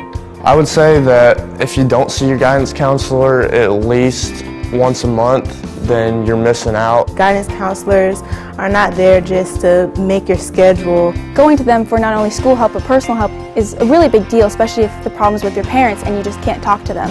I think that once you get that connection, they'll be really open to help you with anything. It's always a really good resource whether you know it or not. It's just a whole different aspect than talking to a friend or a parent.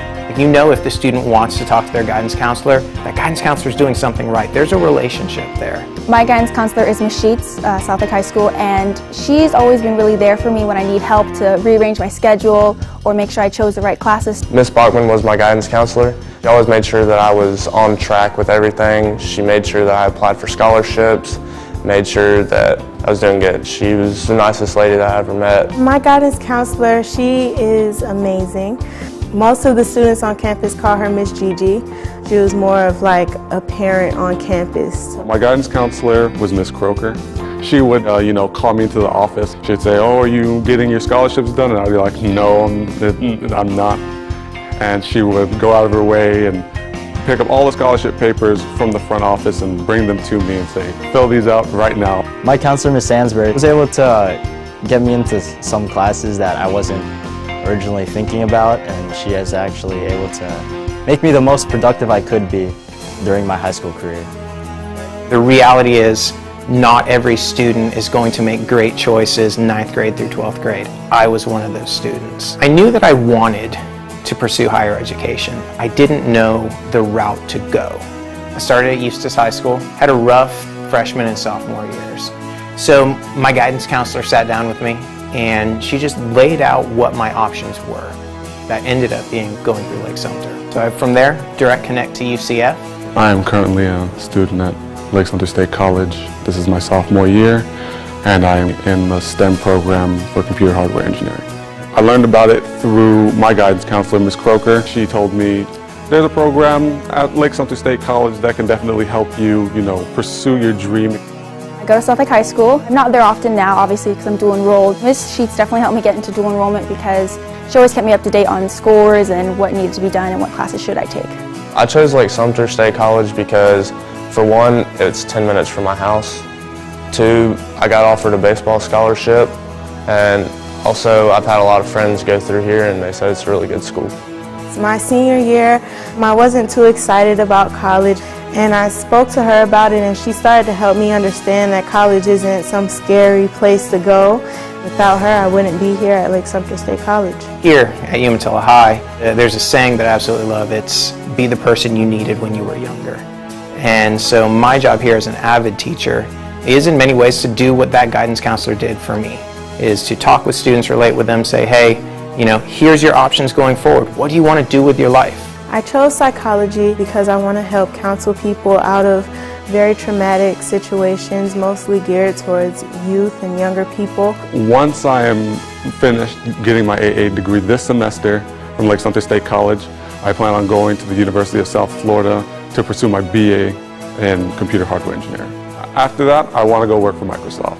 Well, when I graduate, I plan on going to a 4-year university and majoring in political science and minoring in international studies, and then hopefully eventually going on to law school and becoming a lawyer and maybe even one day an international lawyer. So I'll be able to graduate this spring with my high school degree as well as my AA degree. And after that, I'm actually going to be serving a 2-year church mission. So by the time I get back, I should be in line with most of my classmates. And afterwards, I'll be getting back into college and finishing my undergrad in pre-medicine and eventually on to medical school. Without my guidance counselors, I couldn't do my job. For me personally here as an avid teacher, my job is to get students to college. So they are our #1 info point when it comes to moving students from here on to the next level. Miss Bernadette, Miss Mathis, you two are awesome. You're such a foundation here at Umatilla High School. I just want to say thank you for everything you do for our students. I'd like to thank Ms. Croker for everything through high school and for guiding me to Lake-Sumter State College. And to all the guidance counselors, thank you for making all the high school students be able to realize their dreams wherever they go. I just want to say thank you, Ms. Sheets, for always being on track with me and always being one step ahead even when I thought she wouldn't be. Thank you, Ms. Bachman, because she did so much for me, and I probably wouldn't have got through high school without her, and I wouldn't have made the same choices that I did through high school if it wasn't without her. So I'd like to thank Miss Sansbury and also Miss Bridges and a lot of the other teachers at the guidance department. They helped me out a lot when I had questions, and they were always at the ready anytime I was willing to meet them. I want to give a special thanks to Miss Gigi for always being there when I needed her, for her support and her encouraging words that helped me get here to Lake-Sumter State College. Thank you. Thank you for being there for them, and thank you for just walking them through life in whatever means they need.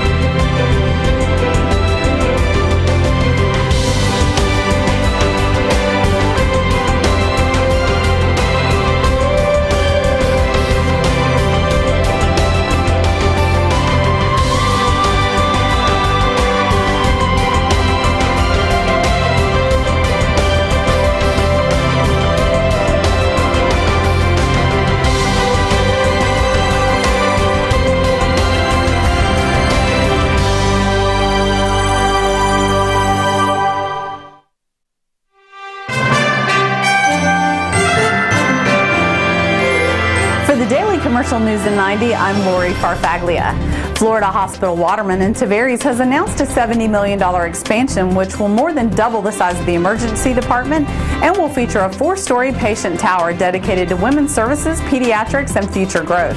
The project should be completed in July 2019. Leesburg City Commissioners approved a contract to build a $2.6 million seaplane dock and taxi lane at Leesburg's International Airport. The Leesburg Airport taxi lane is an extension of Taxiway A and is adjacent to Runway 31 that extends into Lake Harris. A Department of Transportation grant will pay for about $920,000 of the cost. Mount Dora has its first city flag since being incorporated 107 years ago.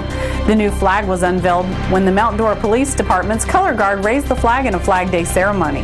The flag's designer is Laura Varich. Clearmont's Victory Point project officially launched this week with a ceremonial groundbreaking. The groundbreaking was held between Lake Mineola Boat Ramp and the adjacent swampland. Victory Point is a regional stormwater facility to collect and treat runoff from rainstorms. The project is part of Clearmont's master plan for downtown. Downtown is the heart of the city of Clermont. So you're going to see boardwalks, you're going to see an observation tower. We're actually having an event area that's actually going to be on the water that we're calling Triathlon Beach. Eustis will soon be shining brighter than ever. 254 new streetlights have been added to areas that could use some extra lighting. The new lights will take about 12 weeks to install. For more local news, check out dailycommercial.com. That's this week's Daily Commercial News in 90 on LSTV. I'm Lori Farfaglia. You're watching LSTV, Lake-Sumter Television.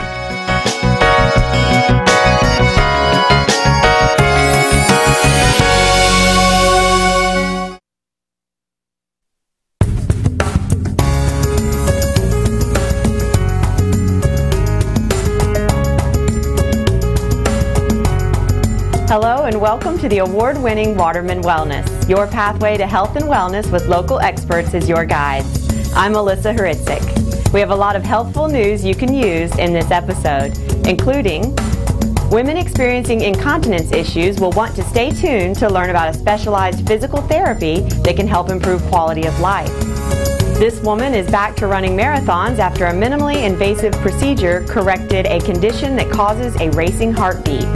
And you'll find out why colorful meals can be better for you. We begin this episode with a focus on the guys and important health information about prostate cancer screenings.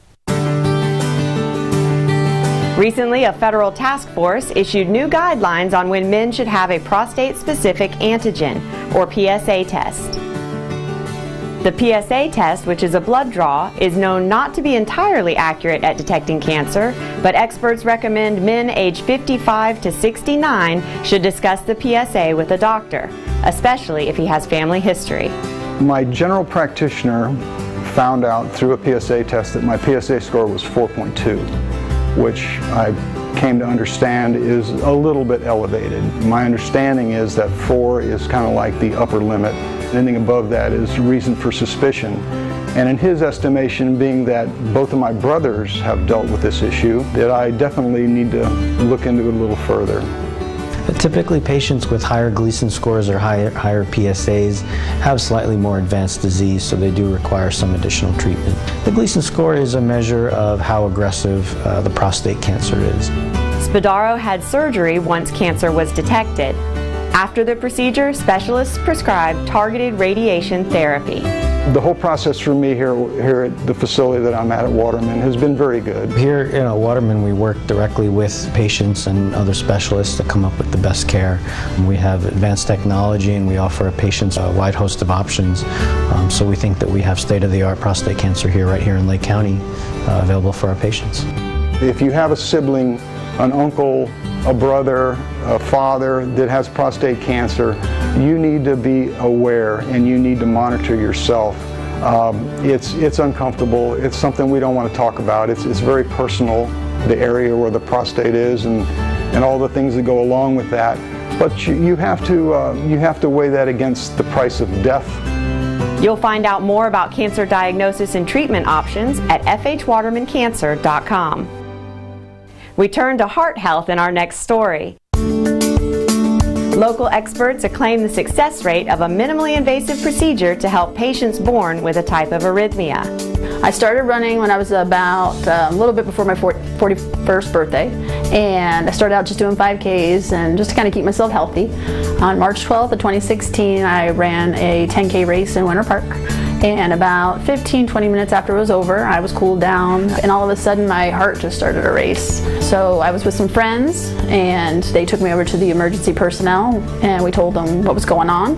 And they took me inside and hooked me up and tried to talk me through different methods that they knew to make your heart rate go down. And nothing was working. And they said, okay, well, we're going to administer some medication, and this should make your heart stop beating so fast. And that's what they did, and sure enough, it worked. Lowell went to see Tavares cardiologist Miguel Bryce, who immediately diagnosed the problem. Supraventricular tachycardia is, like I say, the ventricle is the lower chambers, above the ventricle, supraventricular. Those are arrhythmias that, are benign in the way that they are not life-threatening. But when they happen, they are very significant and sometimes very limiting in the lifestyle of the patients. Because the heart rate goes somewhere between 160 to 220 beats per minute. Those are because the patient born with an extra pathway. And he explained to me that it's something I was born with. I've had it my whole life. The running did not cause me to have what happened to me that day. It could have happened, he said, if I was brushing my teeth. It's relatively common, actually. It's probably present in around 20 to 30% of the population. Dr. Bryce gave Lowell two options to treat the condition: with medication, which may leave her feeling too lethargic to run, or she could have an outpatient procedure called cardiac ablation. When we do that, we stimulate the heart to reproduce the tachycardia. We see that the patient indeed has this.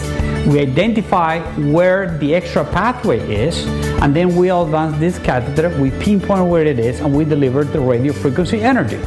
And we eliminate that extra pathway. They were wonderful, I know that. There was a lot of people. I was surprised how many people are involved in these procedures. They explained everything they were going to do. My procedure was on April 5th, 2016. On April 17th, I ran a 10K. It was a Healthy Heart 10K. The following week, I ran a 12K. And then about a month and a half later, I ran a half marathon. And I haven't had any incidents since then. You can learn more about treatment for arrhythmias that is available here in Lake County by visiting fhwatermanheart.com. A former member of the Lake County community who played a large role in enhancing cardiac care in the region is returning in a new role. Abel Beery is the new president and CEO of Florida Hospital Waterman. Most recently, he had been Chief Operating Officer at Florida Hospital Orlando.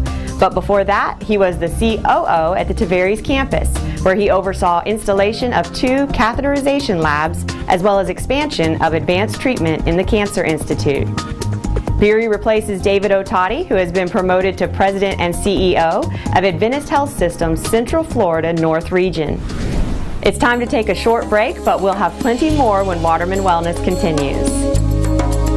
Babysitting can mean big bucks for teenagers. We'll have information about a class that teaches important babysitting skills. You'll find out about therapy that doctors prescribe for women who have incontinence issues.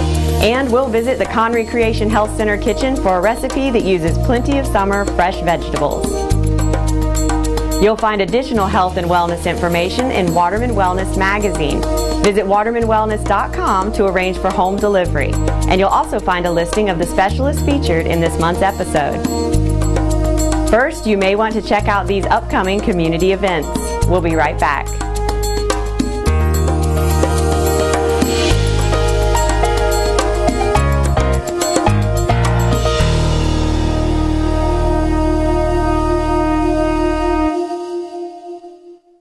So, I'm kind of new here, but I've noticed a trend. My human does this funny thing where she goes around and gets all my toys, and then she hides them in that basket by the door.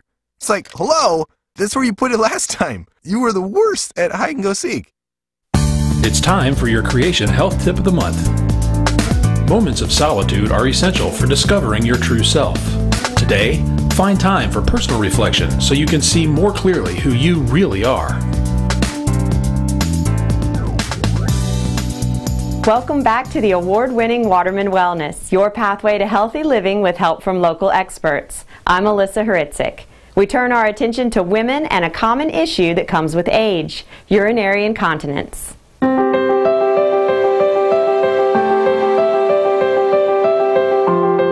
There's several different types of urinary incontinence. Specifically, there's stress urinary incontinence and urgency-based incontinence. The more common incontinence faced by women today is stress urinary incontinence, a type of urinary leakage associated with coughing, sneezing, or laughing. Also with exertion. My symptoms started several years ago, and I thought it was just part of the normal aging process. I was noticing that I had a really strong urgency to use the restroom, that I was having difficulty holding it in. There was hesitancy planning activities with my family, going to the theme parks, going on long car rides, going to the beach and not having access to a restroom. It can vary from mild to severe, from minimal bother to unable to provide normal activities. Dr. Gerbach prescribed a combination of medication and pelvic floor therapy for McFarland. What Annie taught me was how to contract and hold the pelvic muscles.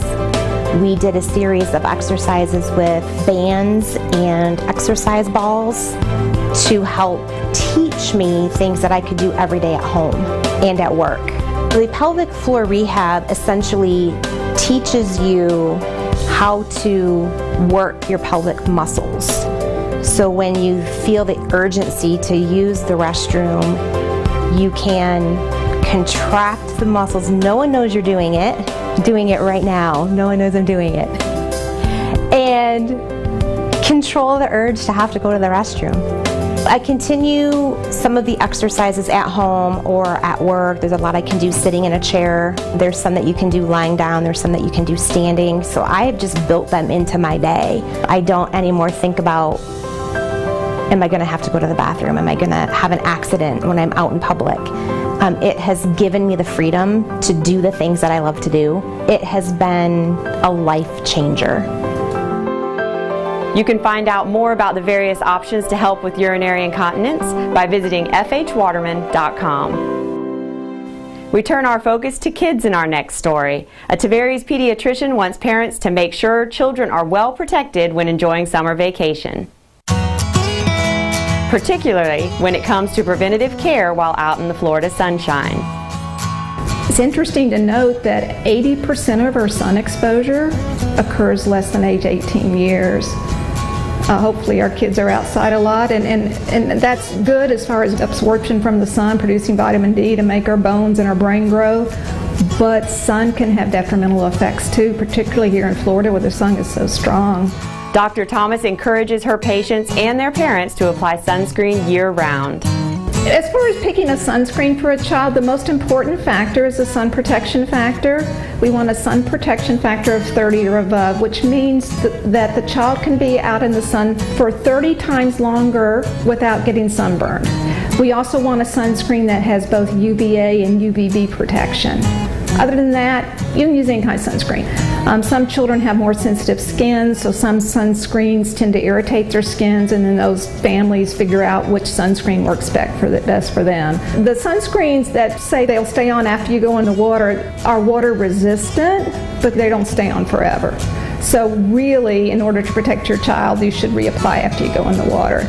Dr. Thomas has good reason for encouraging diligence when applying sunscreen, liberally and frequently. One bad sunburn in childhood can dramatically increase your risk of skin cancer in adults, the worst of which is malignant melanoma. Also, sun causes premature aging. You'll find a specialist to help you and your family with all your health and wellness needs by visiting the website on your screen. Did you know that colorful meals with fresh foods translates into more vitamins and nutrients? Next, we visit the Con Recreation Health Center kitchen to learn a recipe that uses the summer vegetables now in your grocery store. During this summer, we see an abundance of vegetables, so it's a little easier to make some colorful recipes. Today, I'm here with Florida Hospital Waterman Executive Chef Tom Sewell and nutrition specialist Ellen Boyer. Ellen, do you want to tell us a little bit about what we're cooking today? So we're doing a summer vegetable primavera, and it's got a lot of different vegetables as well as some beans that have protein. The penne will have some carbohydrates, and then the olive oil will also provide some fat. Sounds delicious. Tom, would you like to get us started? Yes, of course. So what we have here today, we have some vegetable oil, we have caramelized onions, some corn, zucchini, yellow squash, sun-dried tomatoes, asparagus, garbanzo beans, penne pasta, feta cheese, we have an herb and lemon mix, and we have just some simple vegetable stock. So what we're going to do first is we're just going to take some oil in the pan. It's a very simple recipe. This is a great recipe to start if you're trying to be a vegetarian. It'll be really, really nice. So we're going to just start with some caramelized onions. The thing I love about this recipe too is that just everything is one pan, so the cleanup's a lot easier too. So this recipe has a variety of macronutrients as well as micronutrients. The penne pasta will provide some carbohydrates, and then the beans will provide a little bit of protein, and then the oil is going to provide some healthy fat. And then the vegetables will provide some micronutrients such as vitamins and minerals that are important as well. As you can see, it's beautiful colors. It is. We're going to put some penne pasta in there. You can substitute if you want. You can do wheat pasta if you like. Or you can do quinoa, you can do any kind of grain, farro. So all you want to do is just mix it up a little bit. Just blend all those flavors. So just let that cook a little bit. It's definitely better to use fresh vegetables while they're in season. But Brussels sprouts would be great during the wintertime, the summertime. Asparagus is great. I mean, there's so many different available. Tomatoes would be great in this as well. So you just want to, again, just make sure you try to build those flavors. And then what we're going to do now, we're going to add the vegetable stock. So how long do we cook this for? I would say you want to cook this down for maybe about 2 minutes or so. Okay. Just until you'll just see that it's going to sort of make its own sauce, and that will just give it like a really nice flavor in the vegetables. And then at the end, what we're going to do, we're going to hit it with the fresh herbs. You always want to use fresh herbs towards the end. Always use fresh herbs at the end, because what happens is that the longer you cook them, the more flavors, you're not going to get as much flavor. So it's also going to give it a lot of color as well too. And what was the herb mixture that you used? There's some parsley and there's some basil. Okay. Okay, we're going to top with some feta cheese at the end. Smells good. There's your dish. So if you would like the summer vegetable primavera recipe, you can visit watermanwellness.com.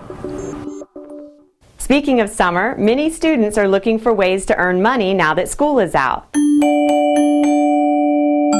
You may know a teenager who wants to take advantage of a local program that trains babysitters. Our Safe Sitter program is directed toward teens between the ages of 11 and 14, and we follow the National Safe Sitter guidelines. It is fun mixed with serious topics. We also teach how to set up babysitting as a business, so they have to understand that they need to get the correct information, they have to be responsible, and they even need to be able to draw a line, say, no, that's too many children, I'm not able to take care of that many. They teach first aid, they have a reference book that they can take with them in the little packet that we give to them. They'll actually have a backpack with resources in it, and we train them what to do in emergent situations, to have a safety word that their parents would know if they called and gave the safety word, that they wouldn't ask questions, they would just come to get them. And that's really important, and to know when it's appropriate to call in a responsible adult or when it's appropriate to call 911. The Safe Sitter course will be offered twice this summer, Thursday, July 27th and August 3rd. The class is from 8 to 4 and the cost is $50. Space is limited and registration is required. Contact the Florida Hospital Waterman Education Department at 352-253-3391 to register. Finally, Waterman Wellness wants to congratulate some Lake County high school students who are getting financial help toward pursuing their career dreams. The Florida Hospital Waterman Foundation recently awarded 8 local students, each with $2,000 scholarships. The Edwin Budge Meade Scholarships are the legacy of the first president of the former Waterman Memorial Hospital Association Board of Trustees. Since 2014, $52,000 in scholarships have been awarded through this fund. Congratulations to the 2017 Edwin Budge Meade Scholarship recipients.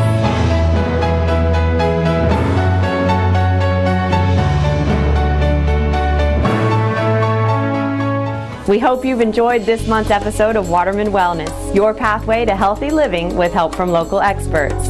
Be sure to watch for the July episode right here on Lake-Sumter TV for some of the following stories. Are you getting enough sleep? Our Lake County expert will explain different sleep issues and how to address them. You'll find out about a new resource available to pregnant women who are diagnosed with gestational diabetes. And we'll head back to the Connery Creation Health Center kitchen for a delicious meal you can make on the grill. To learn more about the experts featured in this program, please visit watermanwellness.com. Until next time, I'm Alyssa Hritzik for the award-winning Waterman Wellness.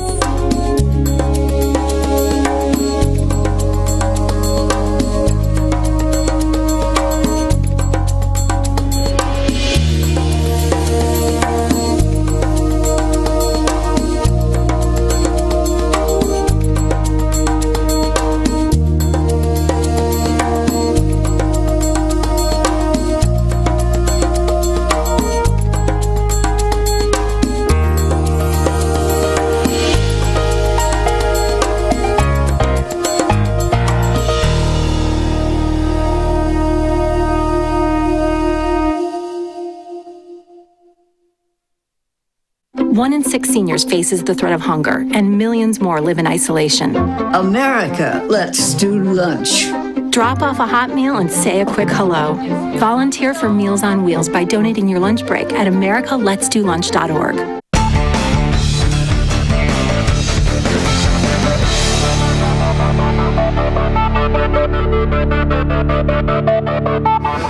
Hello everybody, this is Brian. And this is Janet. Welcome to the June edition of Around the Lake. Here we are in Mount Rushmore. Yeah, not Mount Dora, Mount Rushmore. And the echo coming from the Mount Dora Blues and Groove is incredible. Like, it's just echoing off the faces of all those old presidents, isn't it? Pretty phenomenal.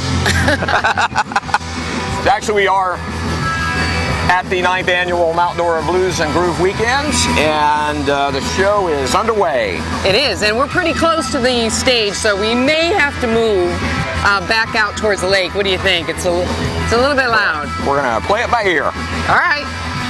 All right, so we got a lot of things happening in the month of June that you need to know about. Grim. Too many tourists here in Mount Rushmore. Let's go for a hike, shall we? Okay. All right. Well, it's probably a good idea that we move, but you can still see Mount Rushmore back there. The weekend of the 16th and the 17th.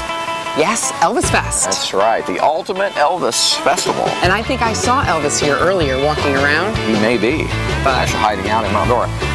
But you don't want to miss this, folks. This is sponsored by Graceland, and it will feature some of the finest tribute artists in the world, vying for the opportunity to win the contest to represent our area in Graceland. So a lot of things going on. You've got Friday night opening concert with Al Jocelyn. He was last year's winner from Central Florida and representing Central Florida in Graceland. He's putting on the concert Friday night, backed up by a phenomenal band, The Crew. We've had them here before. So come on out and enjoy an excellent tribute to Elvis Friday night. And then Saturday we have the preliminary rounds and the final rounds. And there's a lot of activity, so come check it out. Experience the Elvis Presley Continental's Ultimate Elvis Festival. The top Elvis tribute artists in the land will compete for valuable cash and prizes. The winner will travel to Graceland in Memphis for a chance to become the Ultimate Elvis. Tickets and information available at mountdoralive.com. And a new thing that's been happening and catching on is the little intimate concerts at the Modernism Museum. Frida Kahlo, the Mexican artist. It's a workshop and a dinner, a discussion about how she influences different people, surrealism, and then Lady Gaga. Okay, and then pianist Mike Davis will be playing on the Caligari piano. So you can get tickets for that. Not the same night though, those are separate events. Yeah. Lunch and learn, or dinner and learn. Then the piano concert. Okay. On the Caligari. Separate.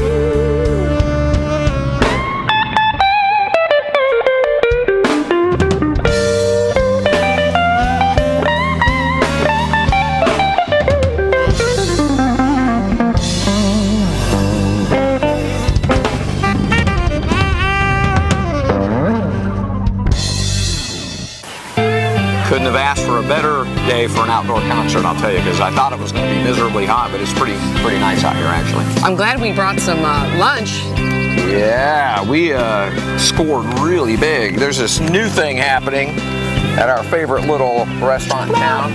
Lunch. Now, this is what you call a box lunch. That is a box lunch. And it's really cool because it literally is a box. And Cody's on 4th has put this together. And you can call in advance and order from a variety of offerings of sandwich types. And she uses only boar's head meats. So it is really fresh and healthy. So I cannot wait to tear into that as soon as we're done with our little yeah, I'm getting hungry. event lineup here. Fast forward to June 24th, and we have a new event, inaugural, the Juneteenth Festival on historic Grandview. Now that event is going to feature an incredible music lineup starting at 11 a.m. with Gospel Hour. Then we're going to move into the evening with David Oliver Willis and Candace Glover, season 12 winner of American Idol. That's a free event, right? That's correct. No charge. There will be exhibitors, artists, all kinds of family activities happening on the street, on historic Grandview. Food, all kinds of food will be available. A block party. Yeah, because there'll be some soul food, might even have some barbecue. And that's sponsored by the city. The City of Mount Dora Northeast CRA, Special Taxing District. Yeah, so I think they want to highlight their business district. Yeah, that little bit historic Grandview Street where the barbecue place. Yeah. Sugar Booze. Sugar Booze, everybody's favorite little barbecue dive. We have the regular second Friday events starting with Art Splash. And Movie in the Park. Movie in the Park. So make plans to come down. Tons of galleries and art studios participating in that. And then there's street performers in different parts of town. It's become a pretty fun little event. And then after that, you take your blanket, your lawn chair, you get down on the grass there in Donnelly Park and watch the movie on the big screen. Hey, you can go over to Cody's and get yourself a little box lunch. Call and in, then take it over there. She'll pack it up for you. You can eat it right there on the slope. Right.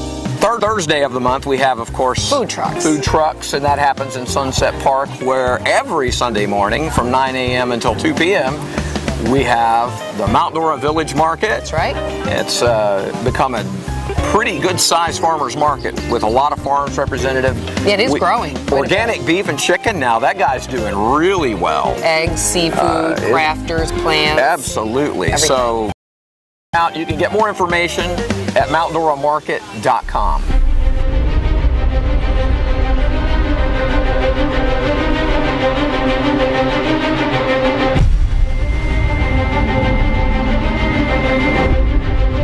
Community Building has a couple of great events in July that you don't want to miss. First one, of course, POCO. POCO from middle school, I remember that. Yeah, Crazy Love, Rusty Young. You got to see this, folks, right here. Everybody remembers that song. And I think it's going to be the debut of the brand new state-of-the-art sound system. Ooh. Looking very much forward to that. Tonight I'm gonna break away. I love being in POCO, and it's going to be 50 years pretty soon. I love the band that I play in. The only reason I still do this and still play in POCO is because I'm playing with great players.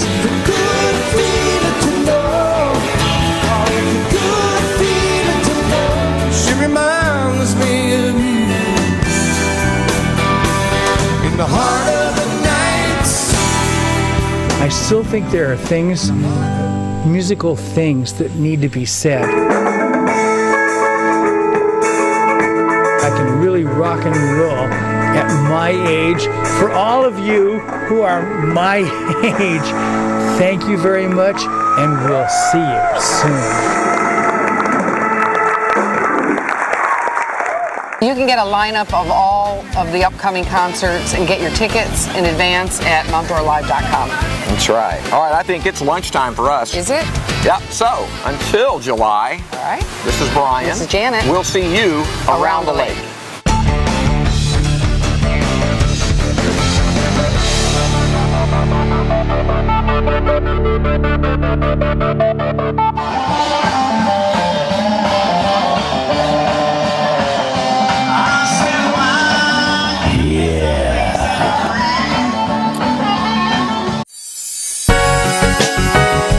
You're watching LSTV, Lake-Sumter Television.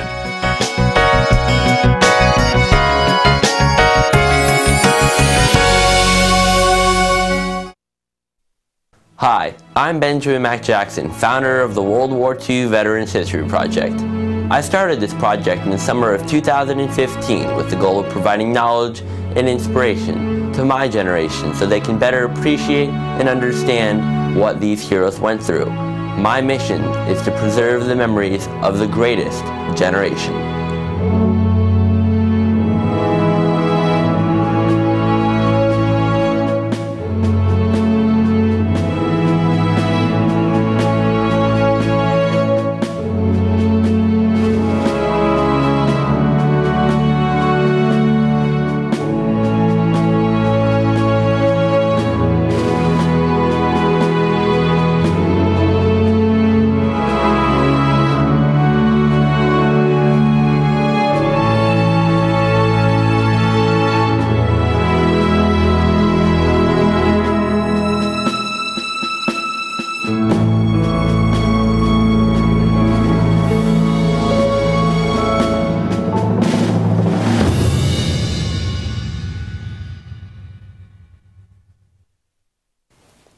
In this story, World War II veteran Joe Bloom, a private first class in the United States Marine Corps, shares his experiences serving in the 1st Marine Division.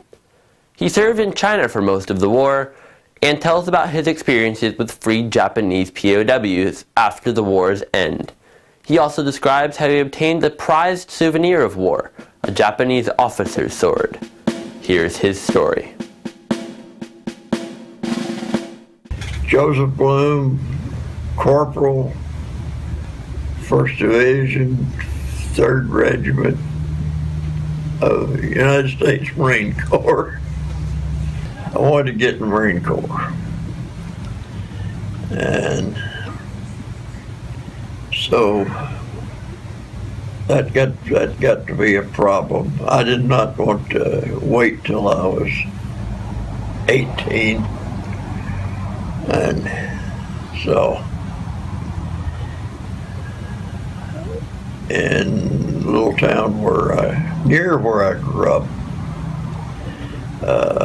there was a doctor that you could, well, I better say a person, better not use the word doctor, I don't know who you're talking about.